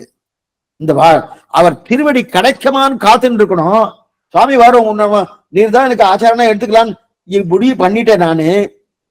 அதனால உன்னை நான் பரீட்சை பண்ணலான்னு இருக்கேன். இந்த வார்த்தை தகுமான்னு பாருங்க. அப்பனா என்ன அர்த்தம் சுவாமி? அவளை கேட்கறது வேற இருக்கா? ரெண்டாவது நாம என்ன நினைக்கிறோம், இந்த இடத்துல எதுவா இருந்தாலும் தெரியும். ஒரு சதசன் வந்துருச்சுன்னு வச்சுக்கோ, அந்த சதஸ்ல யார் கேட்கணுமோ அவதான் கேள்வி கேட்கணும், யார் பதில் சொல்லணுமோ அவதான் பதில் சொல்லணும். எல்லாருக்கும் அந்த யோகியதை கிடையாது. எல்லாருக்கும் அந்த யோகியத்தை இருக்கான்னா அந்த யோகியத்தை கிடையவே கிடையாது. யாரு கேட்கணுமோ அவதான் கேட்கணும். அதிகாரிக்கு உண்டான அதிகாரம் இருந்தா தான் கேட்கணும். அந்த அதிகாரமே இல்லைன்னா இவர் எப்படி கேட்க முடியும்? எனக்கு அதிகாரம் இல்லையே, என்னுடைய மேல் அதிகாரியை கேட்கறதுக்கு உண்டான அதிகாரம் எனக்கு இருக்கா? இல்லையே. சரி சுவாமி, அவருக்கு ஞானம் அனுஷ்டானம் நன்னா இருக்கா இல்லையா நான் தெரிஞ்சுக்க வேண்டாமா? அவசியம் இல்லை. அந்த 74 பார்த்தாச்சா போறோம். ஆனா இது அப்படியே விடல, மேற்கொண்டு சொல்றேன். சரி, அப்ப பார்க்க வேண்டாம்னு சொல்றேன். இந்த மாதிரி ஒரு சன்னிவேஷம் ஏற்பட்டது. ஏதோ மகாபாரதத்துல ஏதோ நடந்துட்டு இருக்கு. அர்ஜுனனுக்கும் துரியோதனுக்கும் நடந்துட்டு இருக்கச்சு அர்ஜுனன் துரியோதனும் தோக்குறான். உடனே கர்ணன் வந்துட்டான். கர்ணன் நடுவுல வந்து ஓ நான் பண்றேன் குறுக்க வந்து பேசினான். துரோணாச்சாரி தடுத்து நிறுத்தினார். உனக்கு பேசுறதுக்கு யோகியதையே கிடையாது. நீ யார் இங்க வர? உனக்கு என்ன? நீ வெளில போ, இங்க வர்றதுக்கு வாய்ப்பு கிடையாது. என்ன காரணம்? என்னன்னா இங்கே இன்னாருக்குத்தான் பேசறதுக்கு உண்டான வாய்ப்பு, இன்னார் பேச முடியாது. அதுக்குண்டான யோகியதை கிடையாது. இப்ப ஞானமருட்டானவை நன்னாகவே உடையனான குருவன்னு யார் பார்க்கணும்? அவருக்கு மேலே இருக்கக்கூடிய அதிகாரி பார்க்கணுமே தவிர நான் பார்க்கணுமா? இத பார்க்க வேண்டியது பகவான், நாம இல்லை. ஏன்னா அவர் பார்க்க வேண்டிய பார்க்கணும். இவரை பார்த்து ரெண்டாவது இந்த 74 பண்ணிருக்கமா? இன்னைக்கு ஒருத்தர் இருக்காரோ நமக்கு சமாஷனம் பண்றாரோ. இந்த 74 யார் தெரியுமா இன்னைக்கு பண்ணிட்டு இருக்காரு நமக்கு? அவருடைய மூல புருஷனுடைய பிரதிநிதி தான் இவர். என்ன புரிஞ்சுக்கணும்? பகவான் அந்த மூல புருஷரை பார்த்து இன்னார் 74 தீர்மானம் பண்ணிட்டார். அவளுடைய பிரதிநிதியா யார் வராலோ அவளுக்கு அந்த யோகியதை இருக்குன்னு பகவான் பண்ணிட்டாரு. அப்படி இருக்க செய்து அந்த மூல புருஷனுக்கு இருக்கிற மாதிரி இருக்கா சுவாமி? தேவையில்லை, இருக்கணும்ன்ற அவசியம் இல்லை. இப்ப வேண்டாம்னு சொல்ற, வேணும். ஆனா வேணுமா வேண்டாமா, இருக்கா இல்லையான்னு யார் பார்க்கணும்? பகவான் பார்க்கணும். நான் ஒண்ணுமில்லாத ஒரு சிஷ்யன், கடைமடை சிஷ்யன். இந்த சிஷ்யன் போய் நல்லா இருக்கா சுவாமி நான் பரீட்சை பண்ணி பாக்குறேன்னா அது பிரயோஜனமே இல்லையே. இதுனா ரெண்டாவது அவருடைய பிரதிநிதியா அவர் உட்கார்ந்து இருக்காரு. அந்த மூல புருஷர் யார் சுவாமி? அவரை பார்த்து இந்த பதவியில் உட்கார வச்சாருன்னு அந்த மூல புருஷர் யாரு? கூரத்தாழ்வானா இருக்கலாம், முதலையாண்டானா இருக்கலாம், எம்பரா இருக்கலாம், சுவாமி மணவாள மாமனிகளா இருக்கலாம், ஏன் வேதாந்த தேசிகரா இருக்கலாம், யாரு வேணா இருக்கலாம். அந்த மூல புருஷனுடைய பதவி பட்டத்தை தெரிஞ்சுதான் அதனுடைய பரம்பரையில வந்தவாளுக்கு தான் இதை கொடுக்குறாளே தவிர இவரை பார்த்து இல்லை. அப்ப இவரை பார்த்து இல்லைன்னா அப்ப இவர்கிட்ட பண்ணா எனக்கு கிடைக்குமான்னா இவர் தான் அவருடைய பிரதிநிதியாச்சே, அவருடைய பிரதிநிதியாச்சே. அதனால அந்த பிரதிநிதி ஆனபடியாலே இவருக்கு எல்லாம் உண்டு. அப்ப இவருக்கு அந்த யோகியதை இருக்கா இல்லையான்னு பார்க்க வேண்டிய அவசியமே இல்லை. நாம பார்ப்பதற்கு யோகியதை கிடையாது. அப்ப ஞானமனுட்டானவை நன்னாகவே உடையனான குருவை அடைந்த கால், இந்த சப்தத்துக்கு என்ன அர்த்தம்? பகவான் தான் பார்ப்பார், அவர் பார்க்கிறாரு. நமக்கு என்ன சிஷ்யாலு சொல்லிட்டு இருக்கேன், சிஷ்யாளுக்கு அதுக்கும் சம்பந்தமே இல்லை அப்படின்னா.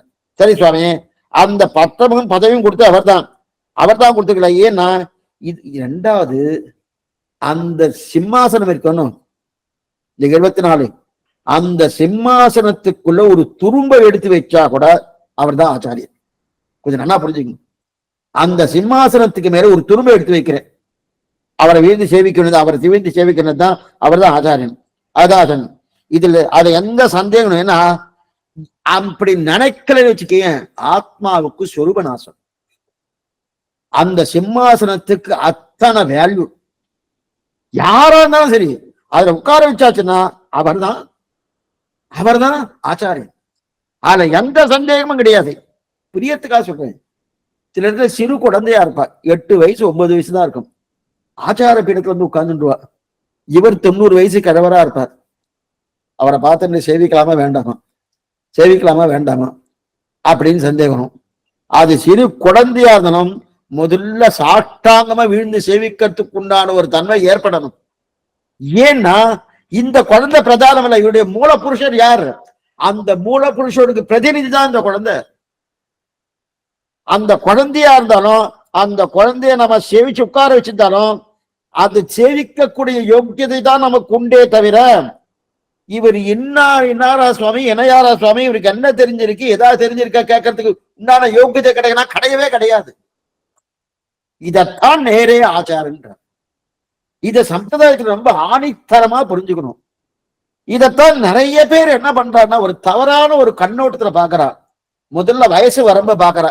சுவாமி எனக்கு 60 வயசு ஆறுது, அவருக்கு 20 தான் இருக்கு, 20ல பட்டத்துக்கு வந்ததுபடியாக நான் அவரை சேவிக்கணுமா? இது அன்னைக்கே நடந்திருக்கு. என்னைக்குன்னா நஞ்சியர் காலத்துல ஒரு சுவாமி திருவாய்மொழி கேட்கணும்னு ஆசை நேரா நஞ்சியிட்ட போனார். அவருக்கு வயசாயிடுத்து. நஞ்சியிட்ட 100 வருஷம் காலம் இருந்தார். வயசாயிடுத்து. அப்ப போய் கேட்டுக்கார், தேவர்கிட்ட காட்சம் கேட்கணும்னு இருக்கேன் திருவாய்மொழின்னு. எனக்கு வயசாயிடுத்து என்னால சொல்ல முடியாதுன்னு. இல்ல தேவர் தான் ஏதாவது சொல்லணும்னு நிறைய அவர் வற்புறுத்தினார். அப்ப அவர் சொன்னார், இல்ல என் சிஷ்யன் அன்பில இருக்கார், நன்னா சொல்லுவார், அவர்கிட்ட நான் உனக்கு சொல்றேன், அவர் நல்லா என்னோட நல்லா சொல்லுவார், அவர்கிட்ட போய் கேட்டுக்கோன்னார். இப்ப இந்த போய் கேட்ட சுவாமி என்ன சொன்னார், உம்மை விட நன்னா அவர் சொல்லுவாரு எனக்கே தெரியும், ஆனா அவர்கிட்ட கேட்கறதுக்கு எனக்கு விருப்பம் இல்லை, நான் அடைய உம்மிட்ட தான் கேட்கறதுக்கு விருப்பமே. ஏன் என்ன காரணம்னு கேட்டார். 2 காரணம் சொன்னார். என்னோட வயசுல சிறியவர் நம்பில்லை, நான் பெரியவன், நான் அவரை விழுந்து சேவிக்கணும், எனக்கு அவர் சிறியவர் ஆனபடியால இன்னைக்கு விழுந்து சேவத்துக்கு மனசு வரல, நான் விழுந்து சேவிக்க மாட்டேன். அது ஒரு காரணம். 2வது, நீர் சன்னியாசி, அவர் கிரகஸ்தர். சன்னியாசியை விழுந்து சேவிக்கலாமே தவிர கிரகஸ்தனை விழுந்து சேவிக்கணும்னா அப்படின்னா வயசு வித்தியாசம் பார்க்க வேண்டியிருக்கல, வயசு என்னை விட ஒரு சிறியவர இருக்கிற, அதனால அவர்கிட்ட நான் காலட்சேபம் கேட்கறதா இல்ல, நீரே சொல்லுவோம் அப்படின்னார். இப்ப நஞ்சியருக்கு என்ன சொல்றதுன்னு பதில் சொல்லி ஆகணும். இப்ப இங்க என்ன கேள்வி கேட்டிருக்கார், என்னோட அவர் சிறியவர் ஒண்ணு, நீர் சன்னியாசினார், நான் எப்படி சேவிக்கிறது சொன்னாரோ. நஞ்சியர் ஆச்சரியமான ஒரு சமாதானம் சொன்னார். என்னது இது, நீர் சேவிச்சுதான் நீ காலட்சேபம் பெத்துக்கணுமா? கிடையாது, அவர் உன்னை சேவிச்சுட்டு காலட்சேபம் சொல்லுவாரு, போய் காலட்சேபம் கேளுட்டார். எப்படி நல்லா நல்லா மறுபடியும் சொல்லுங்க இருக்கும். காலட்சேப அதிகாரி யாரோ கேட்கிற ஒருத்தர் இருக்கார், அந்த கேட்கிறவால காலட்சேப அதிகாரி சேவிச்சுட்டு உட்கார்ந்து காலட்சேபம் சொல்லுவார். கொஞ்சம் நல்லா இருக்கு. பாருங்க, இவரை பாருங்க, திருவாய்மொழி காலட்சேபம் கேட்கணும், ஆனா சேவிக்கப்படாது. சரி சொல்லி சரி நன்னா இருக்க பரவாயில்ல அப்படின்னா நம்பிட்டு கேட்டுக்கலான்னு இவர் போய் நிறைய ஒரு மூலையில தேர்ந்தெடுத்தினார். எங்க ஸ்ரீரங்கத்துல ஆயிரங்கால் மண்டபத்துக்கு ஒரு மூலையில தேர்ந்தெடுத்து அங்க போய் உட்கார்ந்துட்டார். உட்கார்ந்துட்டு அங்கதானே யாரும் வரமாட்டா, இருந்தாலும் யாரா வந்தான்னா புஸ்தகம் இருக்கும், ஒன்னும் புஸ்தகம் அடியும் புஸ்தகம் வச்சுட்டு இருக்கேன், இப்ப நீங்க கேட்டுட்டு இருக்கேன், இப்ப கேட்டுட்டு இருக்கேன்னா அடியும் சொல்லிட்டு இருக்கேன், நீங்க கேட்டுட்டு இருக்கேன். இப்ப யாரா வந்துட்டா வச்சுக்கேன், உடனே உங்களுக்கு என்ன தோணுன்னா, சுவாமி நான் சொல்ற மாதிரி அவர் கேட்கற மாதிரி இருக்கணும் அப்படின்னா புஸ்தகத்தை எடுத்து உங்க பக்கம் தள்ளிட்டேன்னு வச்சுக்கோ, நீங்க காலட்சேபம் பண்ற மாதிரி இருக்கும், அடியும் கேட்கற மாதிரி இருக்கும். இந்த மாதிரி பண்ணிட்டாரு. இந்த மாதிரி நம்பில என்ன பண்ணார், யாரா வந்தான்னா அந்த கிரந்தத்தை உடனே அவற்றை தள்ளிடுவார். ஓ, நம்பில்லையே விட்டு காலட்சேபம் கேட்கிறாரா, ஓ என்ன மகான் இவர், என்ன மகா ஒருத்தம் நினைச்சு பாருனா. அந்த மாதிரி நடந்துன்றது, இப்படி போயிட்டே இருந்தது. முதல் 10 ஆச்சு, 2ஆம் 10 ஆச்சு, 3ஆம் 10 ஆச்சு, 3ஆம் 10, 7ஆம் திருவாழி ஆச்சரியமான பதிகம். பையிலும் சுடரொளி மூர்த்தியை பங்கைய கண்ணனை பையலையில் எனம் பார்க்கடல் சேர்ந்த பரமனை பையிலும் திருவிடையார் எவரேலும் அவர் கண்டீர் பையிலும் பிறப்பிடைதோரி அம்மையாலும் பரமனை சேவித்தார். அதுக்கு மேல அந்த பதிகம் முழுவது பாகவத பிரபாவம், ஆச்சரியமான அந்த பாகவத பிரபாவத்தை பூர்ணமா சொன்னார். குலம் தாங்கு சாதிகள் நாளிலும் கீழிருந்து எத்தனை நலந்தானில்லாத சண்டாளர்களாகிலும் வளந்தாங்கு சக்கரத்தன்னல் மணிவண்ணர் காலன்றி உள்கலந்தார் அடியாதம் அடியார் எம்மடிகள் பறக்க பேசினார். பேசி பாகவத பிரபாவத்தை பூர்ணமா சொன்னார். எல்லாத்தையும் சொல்லி முடிச்சோடனே இந்த சுவாமி எல்லாம் கேட்டுட்டார். கேட்டுட்டு ஓ நம்ம தவறடிச்சிட்டோம், ஓ இப்படிப்பட்டது பாகவதால்னா யாரு ஆழ்வார் சொல்லியிருக்காரு, வயசு பார்க்கப்படாது, வரம்ப பார்க்கப்படாது, அவ அந்த அனுஷ்டானத்தோட இருந்தாலே பூரா சேவிக்கணும் சொல்லியிருக்காரு, நான் தப்பு பண்ணிட்டேன்னு சொல்லி எழுந்துட்டார். இந்த காலட்சேபம் முடிஞ்சு எழுந்துட்டு நேர நம்பில கீழே விழுந்து சேவிச்சுட்டார். இது வரைக்கும் நம்பில்ல சேவிச்சுதான் காலட்சேபமே பண்ணிட்டு இருந்தாரு. நம்பில்லைங்க சேவிச்சுட்டார், கீழே விழுந்து உடனே நம்பில புஸ்தகத்தை மூடிட்டார். இனிமே காலட்சேபம் கிடையாதுன்ட்டார். என்ன சுவாமி இத்தனை நாள் நான் தப்பா நடந்துட்டேன் சுவாமி, தேவரையை சேவிச்சதே தப்பு, அடியந்தான் தேவரையை சேவிச்சிருக்கணும், தப்பா நடந்துட்டேன், இப்பதான் சரியா நடந்துட்டு இருக்கேன். அதெல்லாம் அடியனுக்கு தெரியாது. எங்க ஆச்சாரிய ஆனா என்ன தெரியுமா, உண்மை சேவிச்சுட்டு காலட்சேபம் சொல்லணும்னு சொல்லியிருக்கார். எப்ப நீர் என்ன சேவிச்சரோ இன்னும் காலட்சேபம் கிடையாது சொல்லிட்டார். நேரா இங்கிருந்து போனார், மறுபடியும் நஞ்சியிட்ட போனார். சுவாமி என்ன சுவாமி உங்க சிஷ்யன் பிடிவாதம் பிடிக்கிறார் இந்த மாதிரி சொன்னேன். அப்புறம் திரும்பி மாத்தினார். எதுக்கு சொல்ல வந்தேன்னா, இப்ப வயசு வரம்பு இருக்கணும். இந்த வயசு இருக்கே சுவாமி, அந்த வயசு இருக்கிறபடியா அவர் சிறியவரா இருக்கிற சேவிக்கிறோம்னா அவருடைய பிரதிநிதி அதுதான் ரொம்ப முக்கியம். அந்த பிரதிநிதின்னு வந்துருத்துன்னு வச்சுக்கேன், அப்ப அங்க ஒரு துரும்ப போட்டாலும் சேவிச்சாகணும், ஒரு குழந்தையா இருந்தாலும் சேவிச்சாகணும். நிறைய இடத்துல இது தவறான ஒரு கண்ணோட்டம். அது எதனால அது ஏற்படுறதுன்னா சம்பிரதாய விஷயம் தெரியல. காலக்ஷேபம் கேட்டாதான் தெரியும், இல்லைன்னா தெரியாது. இதனாலதான் காலக்ஷேபம் கேட்கணும். இது புஸ்தகத்தெல்லாம் எழுதி வைப்பாளனா கிடையாது, எழுதி வைப்பனா கிடையாது. எதுக்கு இருந்தீங்கன்னா இதுக்கு சொல்ல வந்தேன்னா அது குழந்தைய பட்டாலும் இந்த கேட்கறதுக்கு. ரெண்டாவது, நாம ஆச்சாரியன்ட்ட கேட்கறதுக்கு அவர் என்ன தவற இழைத்தாலும் சரி, எது பண்ணாலும் சரி, பேசாம இருக்கணும் விட அதை கேட்பதுக்கு யோக்கியதை இருக்கணும் கிடையாது. ஆக நேரே ஆச்சாரியன் ஏதான். எதுக்கு சொல்ல வந்தேன், இப்ப இந்த நேரே நீங்க சந்தன் வந்திருக்கணும். அல்லலுக்கு நேரே உறைவிடம், அல்லலுக்கு நேரே உறைவிடம். இது திருவரங்கதம் தெரிவிக்கிறார். அல்லலுக்கு நேரே உறைவிடம்னா அல்லல் இப்ப அடியன் சொன்னதுலாம் இப்ப வியாக்கியானத்துல இருக்குன்னா கிடையாது. இது கொஞ்சம் அவுட் ஆஃப் த வே தான் அடியன் நேரவே சொல்ல. நான் இந்த விஷயத்தை அடியன் சுவாமி அடியன் சொன்னார். இப்ப நேரே என்ற சப்தத்துக்கு சொன்னதுக்காக சொன்னேன். அல்லலுக்கு நேரே உறைவிடம் நாம். ஏன்னா பிள்ளைக்கு ஏதோ அல்லலுக்கு நேரே உறைவிடும், இருக்கிற குற்றங்களுக்கெல்லாம் நான் தான் உறைவிடும். சரி சாமி, அல்லல்னா என்னது, ஏதோ துன்பம், அந்த துன்பத்துக்கு உறைவிட நான். என்ன துன்பம் சுவாமி, என் சம்பந்து பிள்ளை இருக்காளியா ஏதோ வருத்தம் வந்துடுது, என் சம்பந்திகள் பிள்ளை இருக்கா அவளுக்கு ஏதோ வருத்தம் வந்துடுது, அந்த வருத்தத்தை நான் அல்லப்படுறேன். அல்லது என் தகப்பனாருக்கு ஏதோ வருத்தம், அந்த வருத்தத்தால நான் துக்கப்பட்டேனா, அல்லது என் மனைவிக்கு ஏதோ வருத்தம், அந்த வருத்தத்தால் நான் ஏதோ துக்கப்பட்டேனா, அல்லது என் பிள்ளைக்கு ஏதோ ஒன்று வருத்தம் அதனால வருத்தப்பட்டேன்னா, ஒருவேளை இந்த மாதிரி நீர் ஏதாவது அல்லல் பட்டீரன்னு நம்ம கேட்டோம். யாரு திருவரங்கத்தை பார்த்து, ஓ சம்பந்தியுடைய பிள்ளைகள் ஏதாவது வருத்தப்பட்டா அதனால நீ உனக்கு வருத்தமா என்ன? அல்லலுக்கு நேரே உறைவிடம், அல்லலுக்கு நேரே துன்பத்துக்கு உறைவிடம் தான். துன்பத்துக்கு என்ன துன்பம், சம்பந்தியுடைய பிள்ளைகளுடைய துன்பப்பட்டிருக்கா, மனைவி துன்பப்பட்டிருக்கா, பிள்ளை துன்பப்பட்டிருக்கா, தகப்பனா துன்பப்பட்டிருக்கார் அப்படி அதனால உனக்கு துன்பமா அப்படின்னு கேட்டா, இல்ல நேரே உறைவிடம், அல்லலுக்கு நேரே உறைவிடம் நான். மற்ற பேர் சம்பந்திகள் உறவுக்காரப்படும் துன்பத்தை பத்தி நான் இங்க நான் சொல்லல. சம்பந்திகளோ உறவுக்காரர்களோ இவாளை பத்தி நண்பர்களோ இவாளை பத்தி சொல்லல. அல்லலுக்கு நேரே நானே படுகிற துக்கம், அல்லலுக்கு நேரே. ஏன்னா உறவுக்காரர்கள் துக்கப்பட்டா என்ன ஆகும் தெரியுமா, 3 கட்டங்கள் வரும்.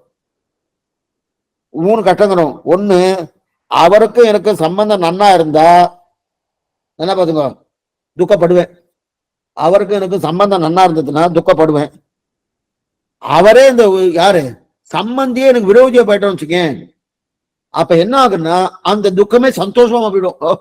அண்ணா பட்டட்டும் அண்ணா, அந்த துக்கமே சந்தோஷமா போயிடுறதுனோ. ஆனா அந்த துக்கம் சந்தோஷமா போயிடுச்சுன்னா பாடி இருக்கணும். அப்படி இருக்கச்சது துக்கம் என்பது இது, இந்த துக்கம் எப்படி நிலையில்லா துக்கம். ஆனா இங்க சொல்றது அல்லலுக்கு நேரே உறைவிடம், அல்லலுக்கு இது நேரே அல்லல். இந்த துக்கம் மாறப்போவது கிடையாது, மாறாத துக்கம். ஏன்னா என் தகப்பனா துக்கப்பட்டாரு, நான் துக்கப்பட்டேன்னா அவர் இருக்கிற வரைக்கும் துக்கப்படுறேன். அவரே கிளம்பி போயாச்சுங்க, தெலுங்கு சிம்பு திருநாட்டை அலங்கரித்து விட்டாருன்னா அதுக்கு மேல எனக்கு துக்கமே கிடையாது. வருமா? வராது. அந்த மாதிரி சம்சாரிகள் துக்கப்பட்டா அவ எனக்கு போறாளா உடனே எனக்கு துக்கம் போயிடும், அந்த மாதிரில. அதே போல சம்சாரிகளுடைய சம்பந்தம் அருந்து போயிட்டாலும் துக்கம் போயிடுறதுனோ அந்த மாதிரி என்னுடைய துக்கம் எதனால, நானே பண்ண துக்கம். ஆனா என்னுடைய இந்த கருணை நிருபாதிகம். எப்படி ஆழ்வாருடைய கருணை நிருபாதிகமோ, ராமானுடைய கருணை நிருபாதிகமோ, பகவானின் கருணை நிருபாதிகமோ, அதே போல என் அல்லல் நிருபாதிகம். அல்லல என் துக்கம் நிருபாதிகம் அப்படின்னா நேரே உறைவிடம் அப்படின்னா குறுக்க யாரும் கிடையாது. நானே இந்த அல்லல் இந்த துன்பத்தை நானே செஞ்சினேன். இதத்தான் நேரே என்றார். அல்லலுக்கு நேரே உறைவிடம். அப்படி நேரே இது எங்க சுவாமி? பரமாச்சாரியர் ஆளவந்தார் தெரிவிக்கிறார். அகமஸ்மி அபராதானாம் ஆலயகா. அகமஸ்மி அபராதானாம் ஆலயகா. அபராதங்களுக்கு இருப்பிடம் நான். எல்லா அபராதங்களுக்கு இருப்பிடம் நான். எது போல? அகமஸ்மி அபராதானாம் ஆலயகான் இல்லையா? புரியத்துக்கா சொல்றேன். இமாலயம்னு சொல்றோம். இமம் இமம்னா பனி. பனிகளுக்கு இருப்பிடம் இமாலயம். இமாலய பிரதேசம் சொல்றோம். அதே போல அகமஸ்மி அபராதானாம் ஆலயகா. அப்ப பனிகளுக்கு இருப்பிடம் இமாலயம் போலே அபராதங்களுக்கு இருப்பிடம் எது? நான் தான். அதே அல்லலுக்கு நேரே ஒரு இடம் நான் தான். துக்கத்துக்கு உறைவிடம். அப்ப இப்ப தேவரீர் என்னென்ன துக்கத்துக்கு உறைவிடம்? இப்ப தேவரீர் வந்து நீ வந்து என்னை வைத்த பெண் என்ன பாருங்க. அல்லலுக்கு நேரே உறைவிடம் நான். நேரே உறைவிடம் நான். நீ வந்து என்னை உய்த்த பின் அந்த நான் சப்தத்தை முன்னாடியே சேர்க்கணும்னு சொல்லிட்டேன். இதுக்கு முன்னாடி காலசப்தத்திலே அல்லலுக்கு நேரே உறைவிடம் நான் வந்து நீ என்னை உய்த்த பின் இல்லையா? தேவரீர் தாமே வந்து. தேவரீர் தாமே வந்து. இப்ப நம்ம பாக்குறது மணவாளமாவுடைய பதபதார்த்தத்தை பார்த்துட்டு இருக்கோம். அல்லலுக்கு நேரே உறைவிடம் தாம் தாமே வந்து. ஏன் தானே வந்தான்னா, ஏன் சுவாமி என்னால வர முடியாத? ஏன் வர முடியாத? அல்லலுக்கு நேரே உறவுன்னு நான் சொல்லிட்டேனோ. எப்ப நான் கீழே சொல்லிட்டேனோ அதன் பிறகு நான் போறதுக்கு பிரசித்தியே இல்லையே. ஏன்னா குற்றங்களுக்கே இருப்பிடமா நான் இருக்கேன். போக முடியுமா? அப்ப எங்கேயாவது நல்லது என்கிட்ட இருந்தாதானே உங்ககிட்ட வரதுக்கு அப்ப உன்னை நோக்கு நான் வந்துட்டு இருக்கேன்னா வாய்ப்பே கிடையாது. அப்ப நல்லதே என்கிட்ட இல்லையே. நல்லது ஏதா என்கிட்ட இருந்தா பரவாயில்ல. அப்ப அப்படிப்பட்ட அல்லல் தான் என்கிட்ட இருக்கு. என் அல்லலை பார்க்கவே எனக்கு நாடி சரியா போறது. என்னுடைய துன்பத்தை பார்க்க. அதனால்தான் தேவரீர் வந்தாகணும். தேவரீர் தான் வந்தாகணும். அப்ப இந்த நீ வந்து என்னை திருத்தினாய் பாருங்க. அல்லலுக்கு நேரே உறைவிடம் நான் வந்து நீ என்னை உய்த்த பின் இருக்கு இல்லையா? உய்த்த பின் இருக்கு இல்லையா? இந்த சப்தத்தை அல்லல் நீதான் வந்த. ராமானுஜர் தான் வந்திருக்காரு. யாரு? திருவரங்கத்தை வந்தாரு உயிர்ப்பிப்பதற்காக வரச்சே. அல்லலுக்கு நேரே உறைவிடம் நான் வந்து நீ என்னை உய்த்த பின் இருக்கு இல்லையா? அப்ப நீ வந்து என்னை திருத்தினாய். நீ வந்து என்னை நல்வழிப்படுத்தினாய் என்று சொல்லியிருக்கலாம். அது சொல்லல. எனக்கு ஞானத்தை கொடுத்தாய் என்று சொல்லியிருக்கலாம். இதெல்லாம் சொல்லல. என்னை அடைந்தாய்ன்னு சொல்லுகிறார். ஏன் சொல்றேன்னா அல்லலுக்கு நேரே உறைவிடம் நான் நீ வந்து என்னை உய்த்த பின் அடைந்தாய்ன்னு தெரிவிக்கிறார். ஏன் சுவாமி? அல்லலுக்கு நேரே உறைவிடம் நான் என்னிடத்தில் நீ என்னை திருத்தினாய், என்னை நல்வழிப்படுத்தினாய், எனக்கு ஞானத்தை கொடுத்தாய். இது ஏதாவது சொல்லியிருக்கலாமோ? இது எதையுமே சொன்னாம என்னை அடைந்தாய். அல்லலுக்கு நேரே உறைவிடம் நான் வந்து நீ என்னை உய்த்த பின். என்னை அடைந்தாய். உய்த்த பின் தான் என்னை அடைந்தாய். என்னை அடைந்தாய்னா சொத்தை சுவாமி அடையுமா போல உன் சொத்து, உன் சொத்தை நீ அடைந்தாய். இதுதான் முக்கியம். சம்பிரதாயத்துல என்னைக்கா இருந்தாலும் நாம ஒன்னும் சமப்படவே வேண்டாம். ஆச்சாரிய அபிமானம் உந்துருத்துன்னு வச்சுக்க. இந்த சொத்துக்குரியவன் சொத்தை எடுத்து, இந்த சொத்து அவன் சொத்து, பகவத் சொத்து, பகவான் இந்த சொத்துக்குரியவன் இந்த சொத்தை அவர் திரும்பிடுவார். எதுவும் சொல்ல வந்தா அதான் தெரிவிக்கிறாங்க. அப்ப நான் வந்து நீ என்னை உய்த்த பின் சொத்தை சுவாமி அடைகிறபடியா போல உன் சொத்து அது இருக்கும் துக்கங்களை கலைந்தா ஆனந்தம் உனக்கு தானே. ஏன்னா இந்த சொத்துல ஏதோ சில கஷ்டங்கள்லாம் இருக்கு. இந்த சொத்து இருக்கக்கூடிய கஷ்டத்தை கலைஞ்சாச்சுன்னா ஆனந்தம் யாருக்கு? சொத்துக்குரியவன் தானே. அது எதனால? ஸ்வயம் பிரயோஜனமாக பண்ணினார். உன்னுடைய பிரயோஜனம் என்ன புரிஞ்சுக்கோ. சேத்தன லாபம் சர்வேஸ்வரனுக்கே. ஒரு ஜீவாத்மா கிடைக்கிறான்னால அதனால லாபம் அடைவது யாருன்னா பகவான் தான். அப்ப ஸ்வயம் பிரயோஜனமாக பண்ணினாய். தன் பிரயோஜனத்தை தான் பண்ணினாய், என் பெயராக பண்ணவில்லை. திருவரங்கதாவன் தெரிவிக்கிறார். என் பெயரா பண்ண உன் பெயரா பண்ணான், நான் திருத்தினேன் என்றோ சந்தோஷம் உனக்குத்தான். ஒரு ஜீவாத்மா கிடைக்கிறது படியாலே ஆனந்தம் நமக்கா பகவானுக்குன்னா பகவானுக்கு தான். ஆனா இந்த இடத்துல யார் ஆனந்தப்படுறாரு? ராமானுஜர் ஆனந்தப்படுறார். பகவான் ஆனந்தப்படுறாரு அது வேற விஷயம். ஏன்னா அடியான் ஒருத்தன் திருந்தினேன் என்றால் ஏற்றம் உனக்குத்தானே ஏற்படுகிறது. இது ஒண்ணும் இல்லை. விபீஷன் ராஜ்யத்தை பெற்றுண்டான், இன்னும் யுத்தமே ஆரம்பிக்கல. யுத்தம் ஆரம்பிக்கிறதுக்கு முன்னாடியே விபீஷனுக்கு லங்கா பட்டாபிஷேகம் பண்ணியாச்சு. பண்ணதுக்கு அப்புறம் அத பண்ண உடனே சந்தோஷப்பட்டான். வால்மீகி எழுதுறார், இத்தனை நாள் ஜுரம் நீங்கிட்டுன்னு ஆனந்தப்பட்டான்னு எழுதியிருக்கார்.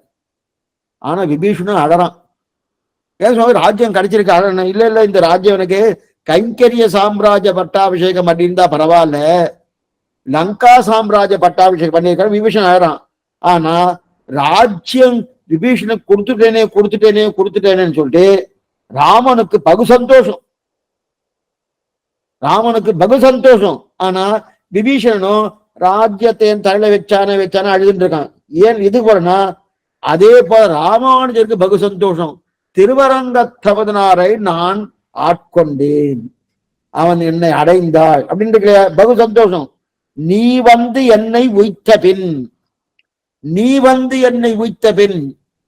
அப்படின்னு நீ இந்த ராமானுஜர் வந்தாரா? இவர் போகல, திருவரங்கத்தவதனார் போனார்னா போகல, ராமானுஜர் வந்தார். அவர் வந்து என்ன பண்ணார்? அவர் வந்து அடைந்தார், தன்னை அடைந்து கூட உய்த்தார். அப்படி நீ வந்து என்னை உய்த்தபின் உன் சீரே உயிர்க்குயிராய். உன் சீர் இந்த பாருங்க, உன் சீர் என்று சொல்லாமல் உன் சீரே ஏவகாரம், உன் சீரே உயிர்க்குயிர். சீரேன்னு சொல்ல காரணம் என்ன? உன்னிடத்தில் மற்ற எதையும் எதிர்பார்த்து உற்றவில்லை. உன் சீரை நினைத்தே ஆனந்தப்பட்டேன். ஆனால் அப்படிப்பட்ட ஆனந்தப்பட்டபடியாலே அடியே கிண்டு தித்திக்குமே, இன்றே தித்திக்கும் உன் கருணையின் தன்மையை கலியுகத்தில் யார் அறிவார்? இக்கடலிடத்தில் யார் அறிவார்? யாரும் அறிய மாட்டார். ஆக காரே கருணை ராமானுஜா, இக்கடலிடத்தில் ஆரே அறிபவன் நின் அருளின் தன்மை அல்லலுக்கு நேரே உறைவிடம் நான் வந்து நீ என்னை உய்த்த. வந்து நீ என்று கிளியர், நீ வந்து என்னை இது மாத்திக்கணும். வந்து நீ என்னை உய்த்த பின் கிளியர், நீ வந்து என்னை உய்த்த பின் உன் சீரே உயிர்க்குயிராய் அடியேற்கின்று சித்திக்குமேன்னு தெரிவிக்கிறார் மணவாள வாமனிய. ஆச்சரியமான பதபதார்த்தம் முடிஞ்சிருத்து. அதற்கு மேற்கொண்டு பிள்ளலோகஞ்சியுடைய அவதாரிகை கொஞ்சம் நிதானமாக தான் ஒன்னது உயிர் பாசனமா இருக்கிறபடியாலே அவதார் 25ஆம் பாட்டு. மேகம் போலே, பக்கம் 91, மேகம் போலே சர்வ விஷயமாக உபகரிக்கும் கிருபையை உடைய எம்பெருமானாரே சமுத்திர பரிவேஷ்டிதமான இந்த பூப்பிரதேசத்திலே தேவரருடைய கிருபா சுபாவத்தை தெரிந்தவரார். சகல துக்கங்களுக்கும் சாட்சாதரமான என்னை தேவரீரை எழுந்தருளி அங்கீகரித்த பின்பு தேவரீருடைய கல்யாண குணங்கள் என்னுடைய பிராணனுக்கு பிராணனாய். இது ரொம்ப அடிக்கோடிட வேண்டிய சப்தம். தேவருடைய கல்யாண குணங்கள் என்னுடைய பிராணனுக்கு பிராணனாய் அடியனுக்கு ரசியா நின்றதென்று எம்பெருமானார் திருமுகத்தை பார்த்து நேருகுடி நேரே விண்ணப்பம் செய்கிறார். அதான் கடந்த காலத்துல சொன்னேன். நேரா பேசுற மாதிரி இருக்கு. எம்பெருமானார் நேர விழிச்சொல் கூப்பிடுறாரு. எம்பெருமானம் கூப்பிடுறாரு. தேவரீர் கிருபா சுபாவம் யாருக்கும் தெரியாது. தேவருடைய ராமானுஜரை பார்த்து சொல்றாரு, தேவருடைய கிருபா சுபாவம் யாருக்கு தெரியாது. யாருக்கு என்னன்னா, ஆனா நானும் எல்லா துக்கங்களுக்கும் இருப்பிடம், துக்கங்களுக்கு கொள்கலன் நான். அப்படி இருந்தும் தேவரீரை எழுந்தருளி அடியனை அங்கீகரித்த பின்பு, அதாவது தேவரீரை எழுந்தருளி அடியனை அங்கீகரித்த பின்பு, இந்த அங்கீகரித்த எது?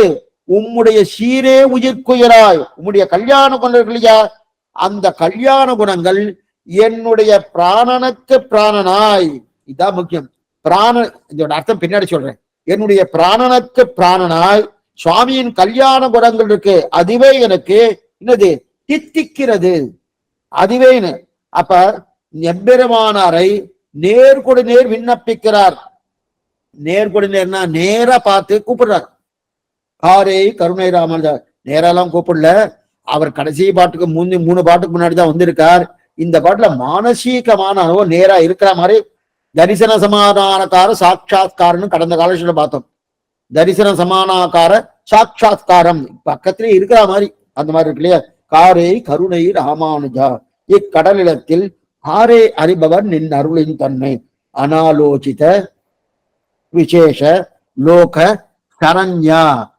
அனாலோசித விசேஷ இந்த வியாக்கியானம் பார்த்தோன்னே ஜலஸ்தல விபாகமர வரிஷ்ட வளாகம் போலே அனாலோசித விசேஷ லோக சரண்யமான கிருபை சிதேதீய சேஷத்தே. ஒரு நிமிஷம்.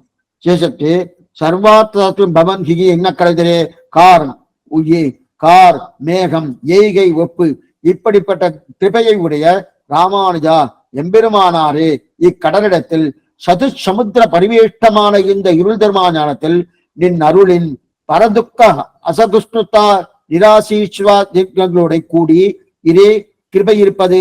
அப்படிப்பட்ட கிருபைக்கு காரை கருணை ராமானுஜா இங்க என்ன இருக்கிறான்னா அனாலோசித விதேச லோக சரண்யா. ஒருத்தர் கூட மிச்சமில்லாமல் யார் யார் என்று பார்க்கவா அடியன் லோகசரீரன் அசேஷ விசேஷ லோகசரன் எல்லாருக்கும் சரண்யன் பகவான். அனாலோசித விசேஷ லோகசரண்யா இது ராமனை பத்தி சொல்றார். அனாலோசித விசேஷ லோகசரண்யா எல்லாருக்கும் சரண்யன் ராமன். யாரு? பகவான். அப்ப ஆனா இது சொல்வது ராமானுஜர் பத்தி. ஆனா இந்த சப்தம் ராமனை பத்தி. ஆனா இங்க சொல்றது ராமானுஜர் பத்தி. அப்பனா என்ன? சரண்யத்துவம் கூட சில இடத்துல பட்டு போகலாம். யாருக்கு? பகவத் சரண்யத்துவம். பகவான் நம்ம சரணாகி பண்றோமோ அந்த சரணாகதி கூட சில இடத்துல பட்டு போகலாம். ஆனா ராமானுஜ சரண்யத்துவம் எல்லா இடத்திலும் காரியகரம் தான் முக்கியம். ராமானுஜ சரண்யத்துவம் எல்லா இடத்திலும் காரியகரம். என்ன? ஏன் சுவாமி பகவான்கிட்ட பண்ண சரணாகதி பட்டு போகலாமா? பட்டு போகலாமே, தாராளமா நிச்சயம் நடக்கும்னு சொல்ல முடியாது.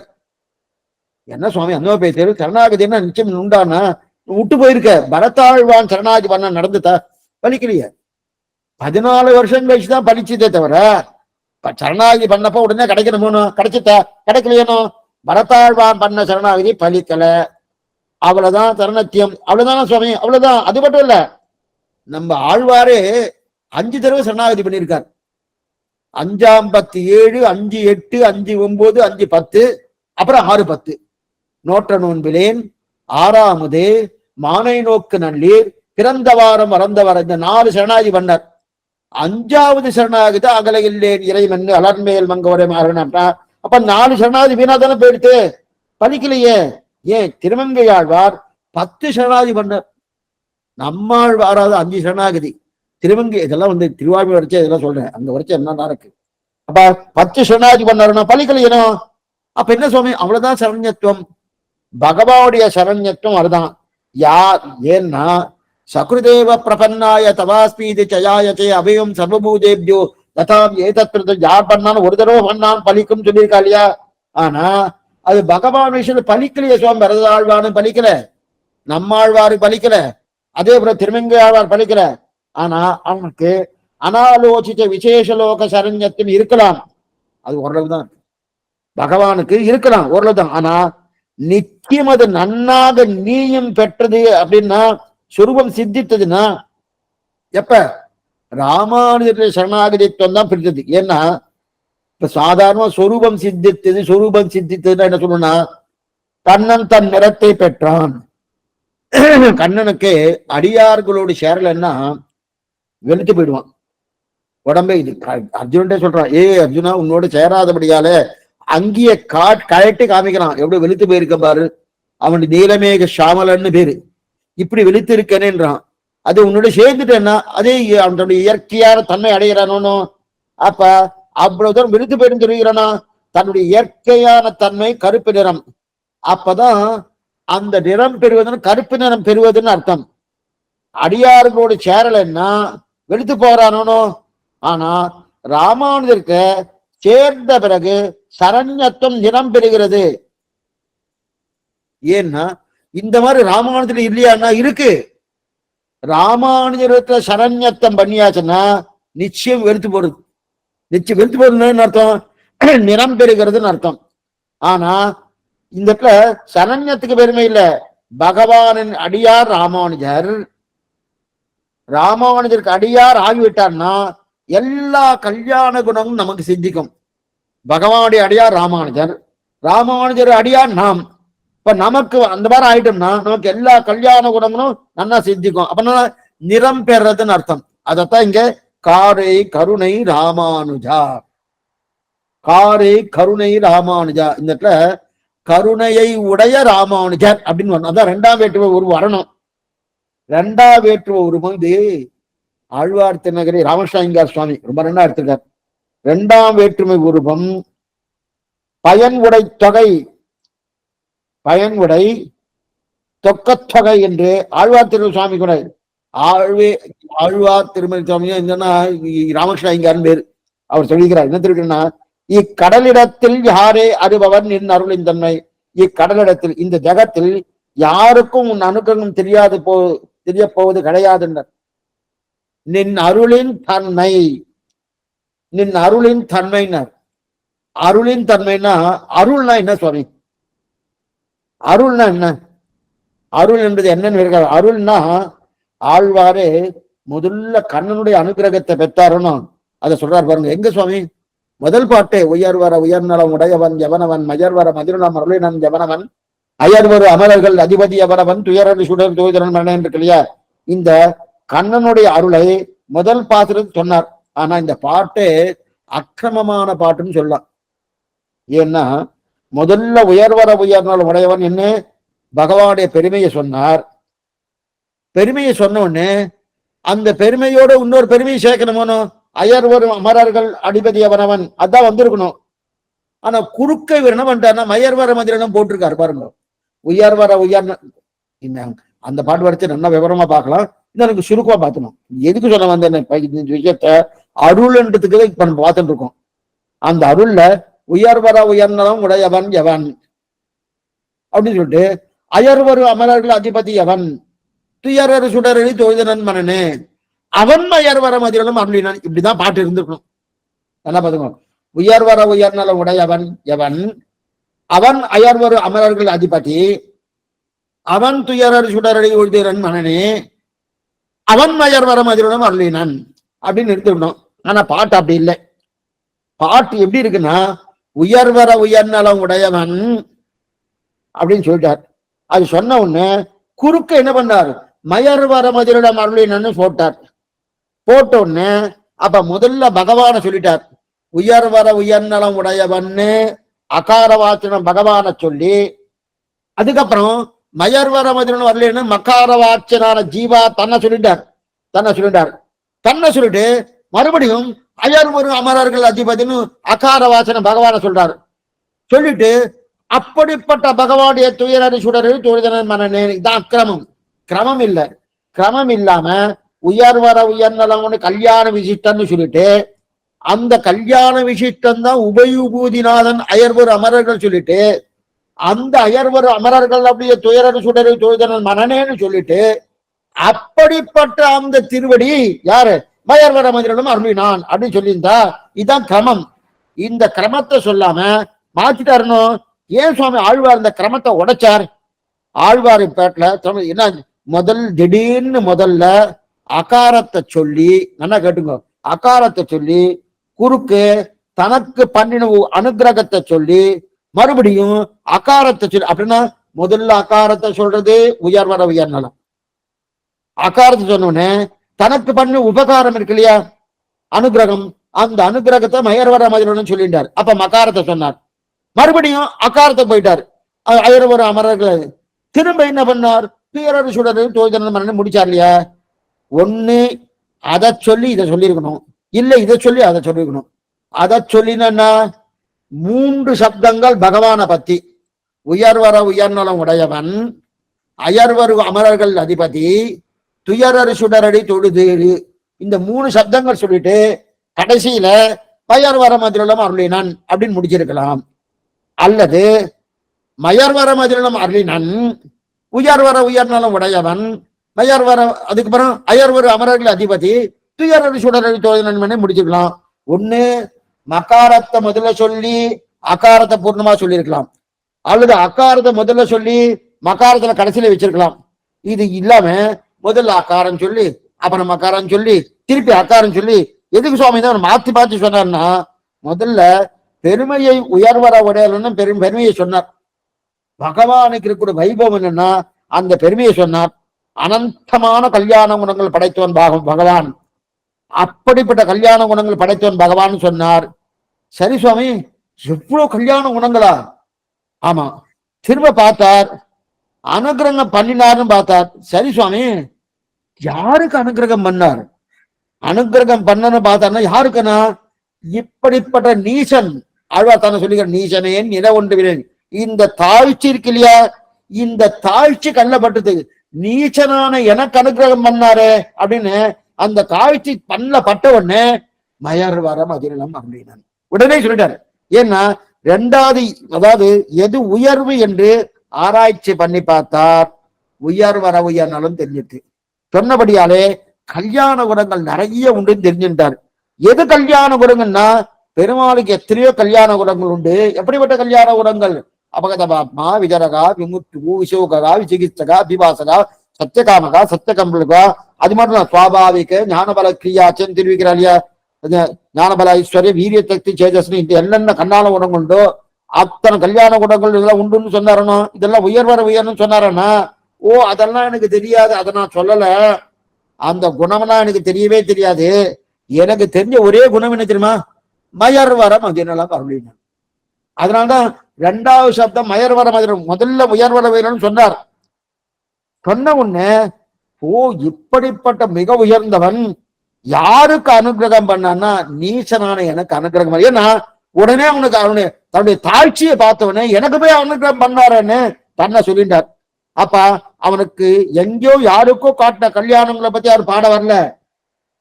முதல் வரியால கல்யாண குணங்கள் சொன்னாரனோ உயர்வர உயர்ந்தவன், எங்கேயோ யாருக்கோ காட்டின கல்யாண குணங்கள் அவர் சொல்ல வரல.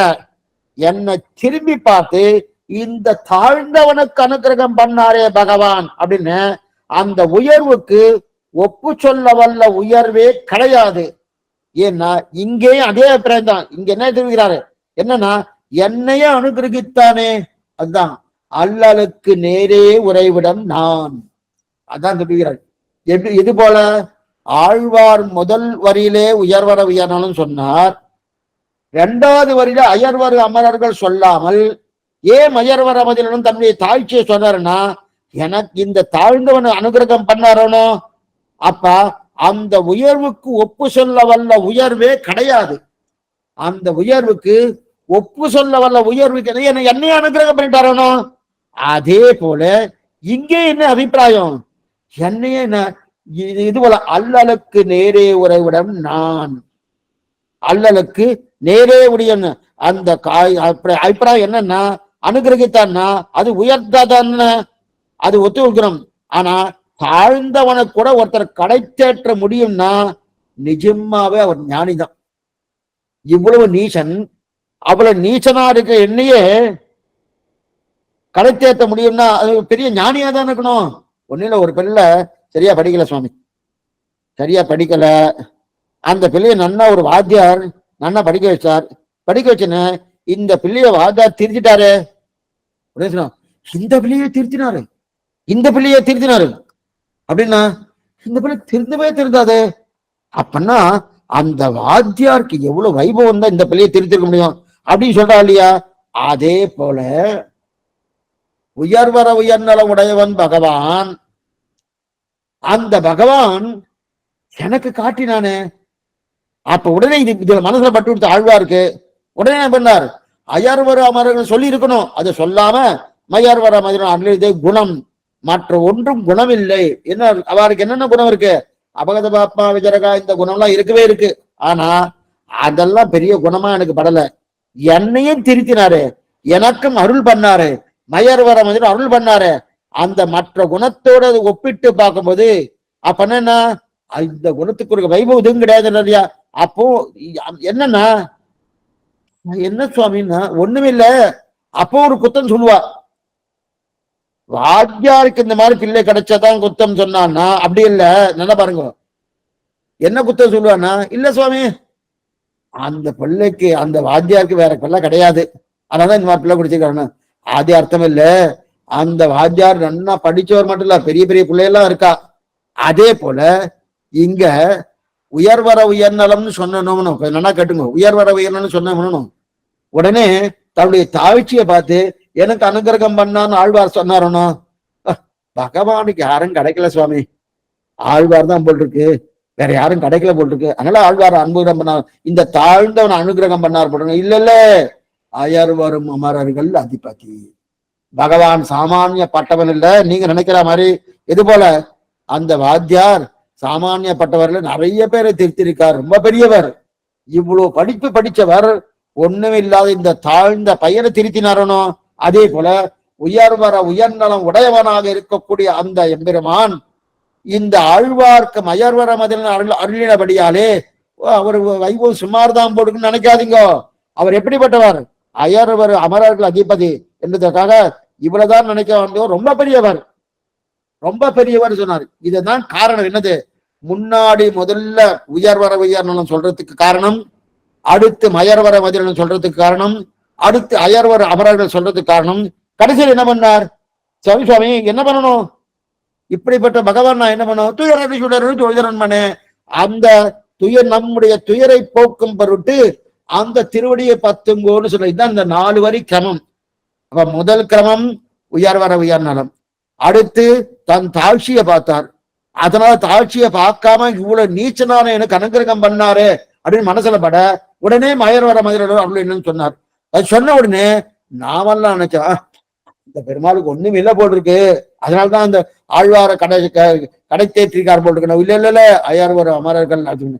அப்ப இந்த கடைசியில என்ன பண்ணணும்னு கேட்டோம், துயரது சுடருக்கு ஜோஜனன் மரணே. இதான் தெரியுது, இந்த 4 கிரமம் இதுதான். இப்ப அருள் நன்னா பண்ணணும் இல்லையா, ஆழ்வார்க்கு அருள். இப்ப பகவானின் அருள் ரொம்ப நன்னா பண்ணும், பகவானின் அருள் ரொம்ப நன்னா பண்ணும். ஆனா அந்த அருள் என்ன பண்ணும்னா ஆழ்வார்க்கு மட்டும்தான் அருள் பண்ணும். சாமி நாமே ஒரு வார்த்தை கேட்கலாமோ, மயர்வர மதினம் அருளினன் யாருக்கு, நம்மாழ்வாருக்கு. எனக்கு பண்ணப்படாது சுவாமி.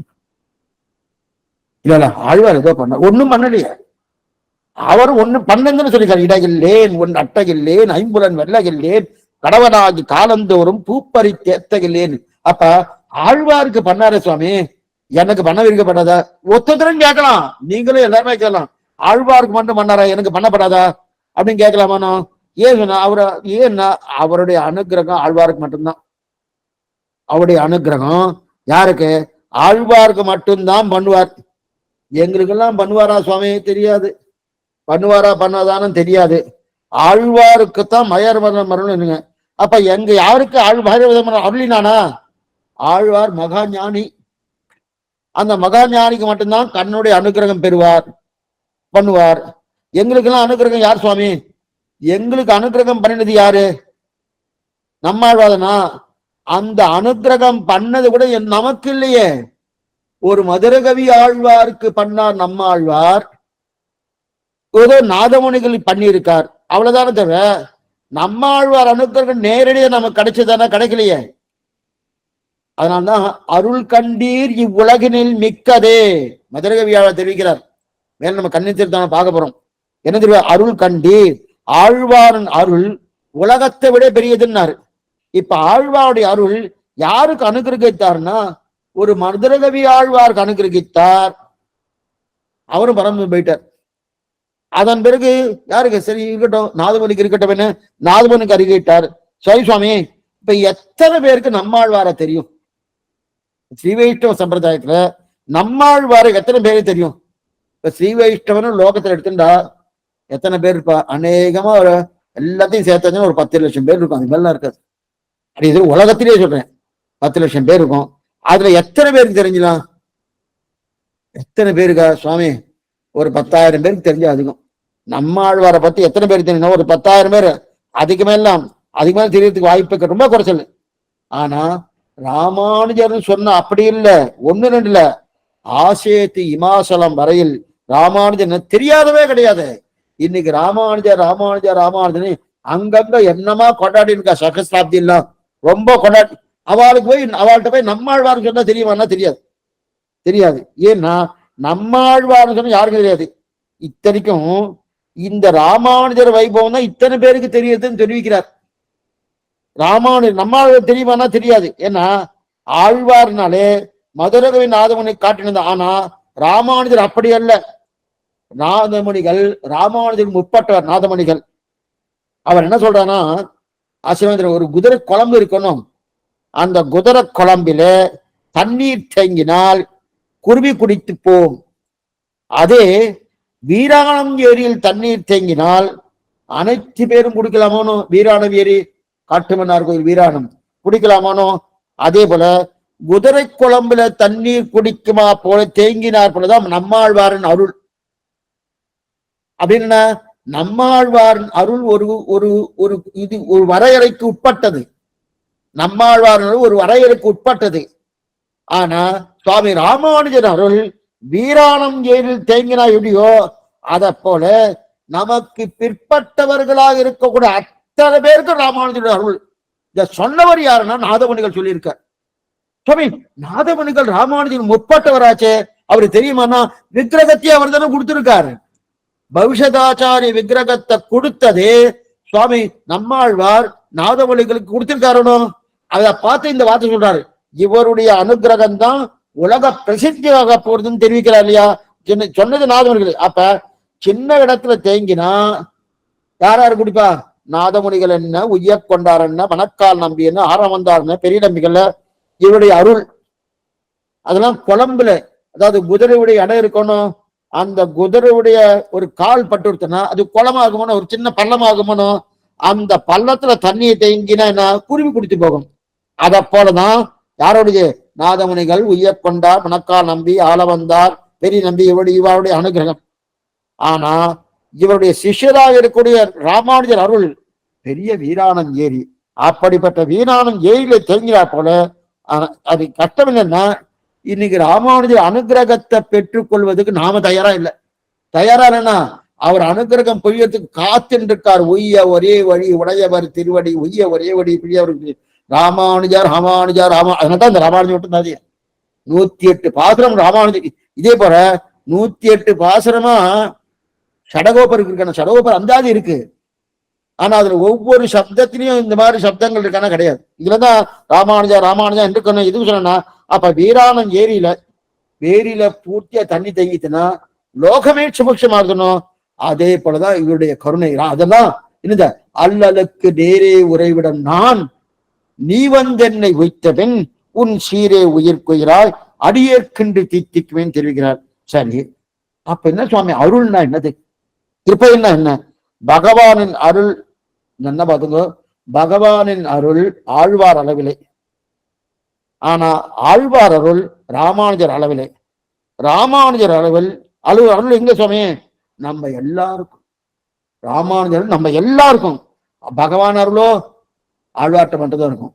ஆழ்வார் அருளோ ராமானுஜர் மட்டும்தான் இருக்கும். ராமானுஜர் அருள் நம்ம எல்லாருக்கும் உண்டு. அதனால்தான் 74 சிம்மாசனாதிபிகள் ஆழ்வாருடைய பிரதிநிதி இல்லையே, ராமானுஜர் பிரதிநிதினா அந்த பிரதிநிதி தான் நம்ம சமாசனம் பண்ணிக்கணும்னு சொன்னோம். ஆனா இந்த இடத்துல அருள்னா கிருபை. கிருபைன்னா என்னது? கிருபைன்னா என்னது? பரதுக்க அசகிருஷ்ணுதான் தெரிவிக்கிறார். என்னன்றது நாளைய தினம் ஆச்சரியமான இது. நாளைய தினம் கருத்தால காலட்சேபம் உண்டு. இதே ராமானுஜம் வந்து அவசியம் வரும். இந்த வாரம் 2 நாள் தான், இன்னைக்கு நாளைக்கு தான். சாயங்காலம் எதா பிரகாரம் திருப்பல்லாண்டு உண்டு.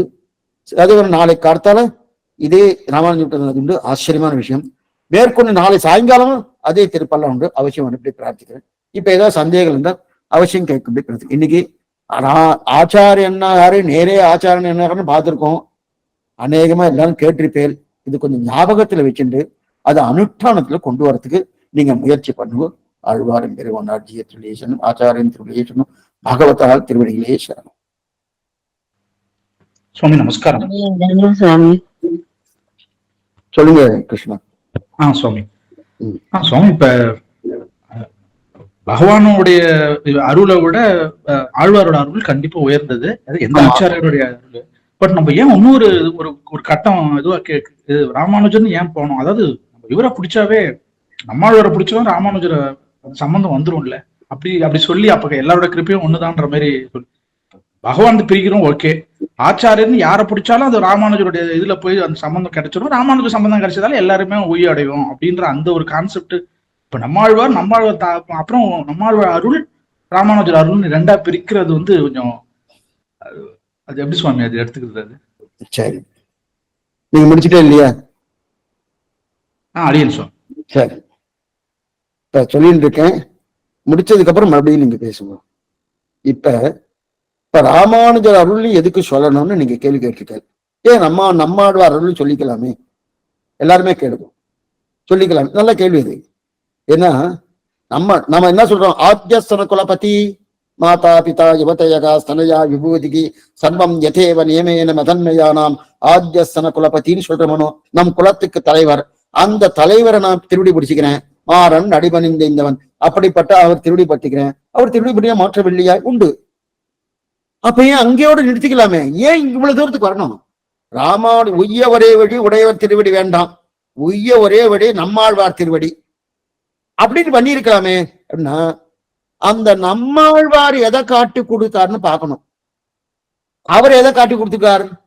அவர் பவிஷதாச்சாரிய விக்கிரகத்தை எடுத்து கொடுத்து, இவர்தான் லோக உஜ்ஜீவனத்துக்காக இவர்தான் அவதாரம் பண்ணி மேற்கொண்டு திருத்த போறாரு, இவருடைய திருவடிதான் பத்திரன்னு அவரே சொன்னபடியாலே இப்ப அவருடைய வார்த்தை உள்ளங்கனம் பண்ண முடியுமா?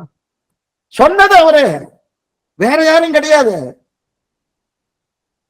இது நல்லா ஏன்னா இப்ப அந்த அந்த அந்த பவிஷதாச்சார விக்கிரகத்தை கொடுத்து இத்தனைக்கும் இன்னும் அவதாரம் பண்றதுக்கு கிட்டத்தட்ட 300 வருஷங்கள் இருக்கு.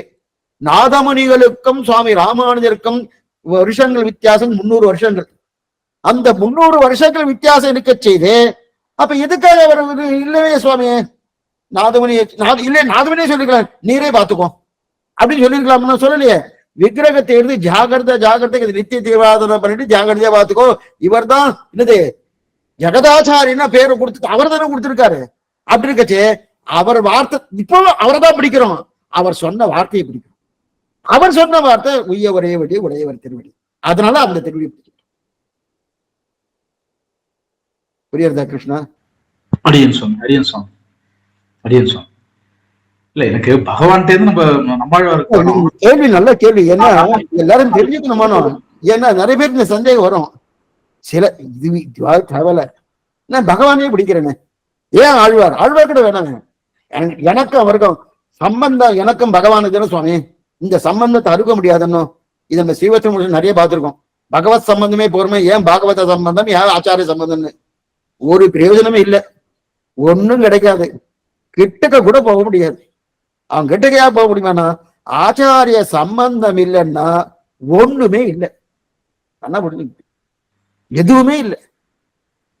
அவன் என்ன பண்ணுவான்னா நமக்கு கிருபை பண்றது காத்துட்டு இருக்கான், ஆனா அவன் சொன்ன மாதிரி நம்ம நடக்கிறதே இல்லை. எத்தனை கோபத்துல இருப்பான், ஆனா அந்த கோபத்தையும் அடக்கிண்டு நமக்கு மேல் நல்லது பண்ணிட்டு இருக்கான்.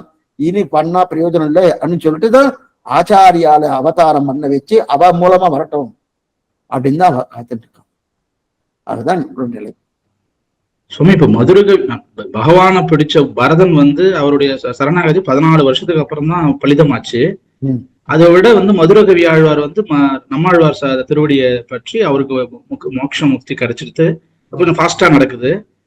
அவளோட நம்பன்றது நம்ம ஸ்ரீ வைஷ்ணவ எல்லாம் மதுரை கவியாரோட ஆழ்வாரை விட நம்பெல்லாம் டைரக்டா அந்த நம்மாழ்வாரோட திருவடின்னு சொல்ற ராமானுஜரை பட்டணம் டக்குன்னு நமக்கு அது இன்னும் கொஞ்சம் நம்ம மதுரை கவி ஆழ்வாரோட கொஞ்சம் அதாவது கொஞ்சம் அந்த திருவடியை பிடிக்கிற அந்த இதுல சொல்றேன். அது என்ன பண்ணும்னா ஆச்சாரிய ஸ்தானம்னு வந்துடுறது. இப்ப மதுரை கவியாளர் நம்மாழ்வாரை பிடித்தார்ன்றது சொல்றதை காட்டலாம் ஆச்சாரியனை பிடித்தார்னு அர்த்தம்.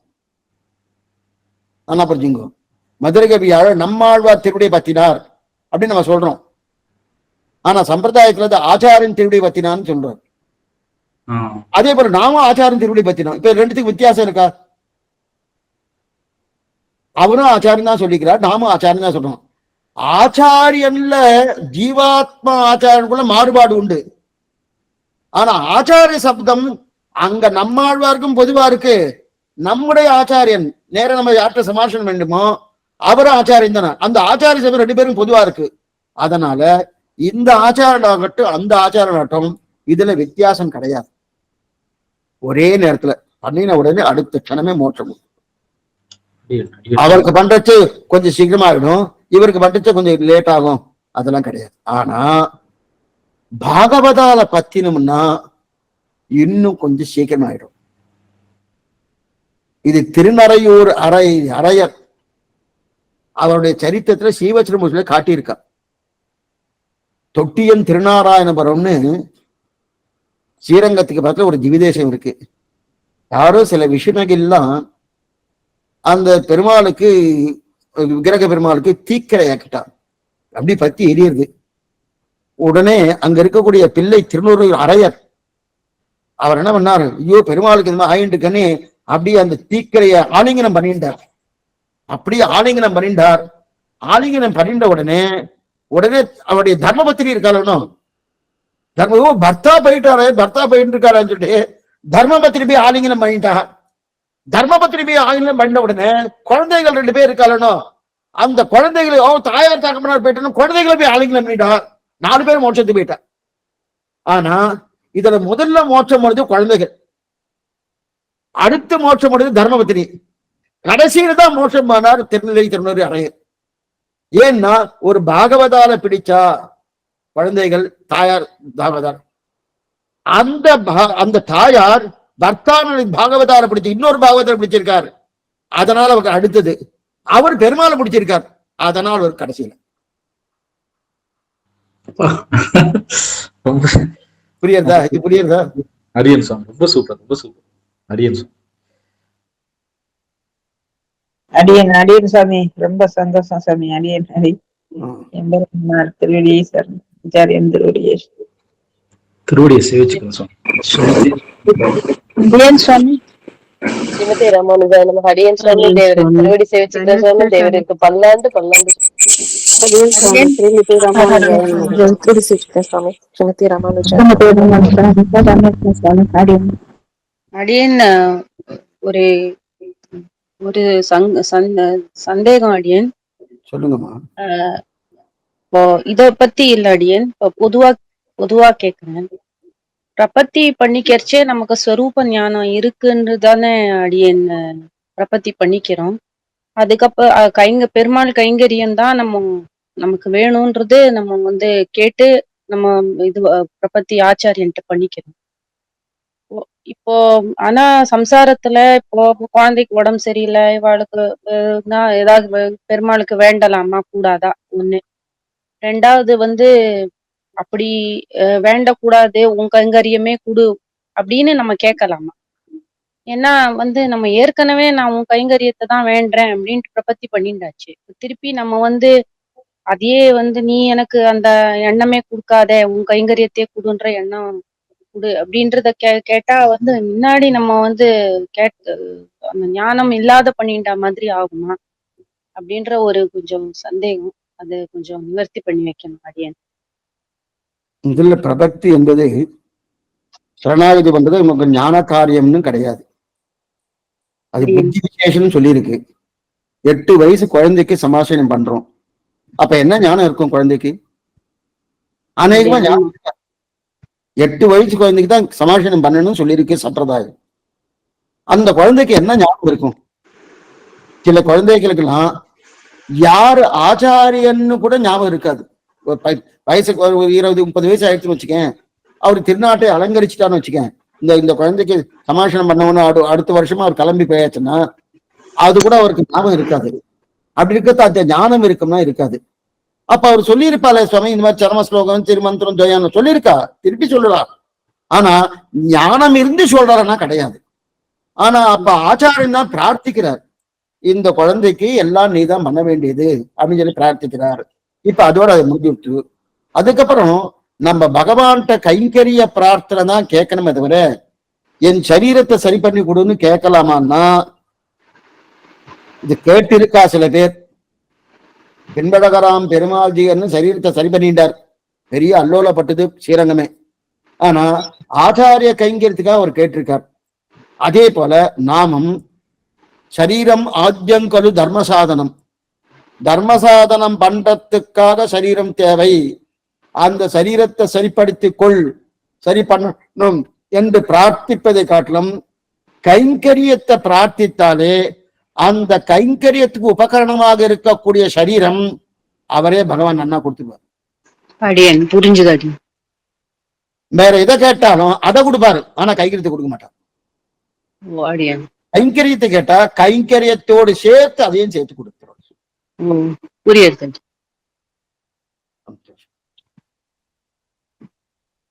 அடியன் ரெண்டு கேள்வியும் அதுல இதுவாயிடுச்சு. இதுலயே வந்து அடியன் சேவிச்சுக்கிறது.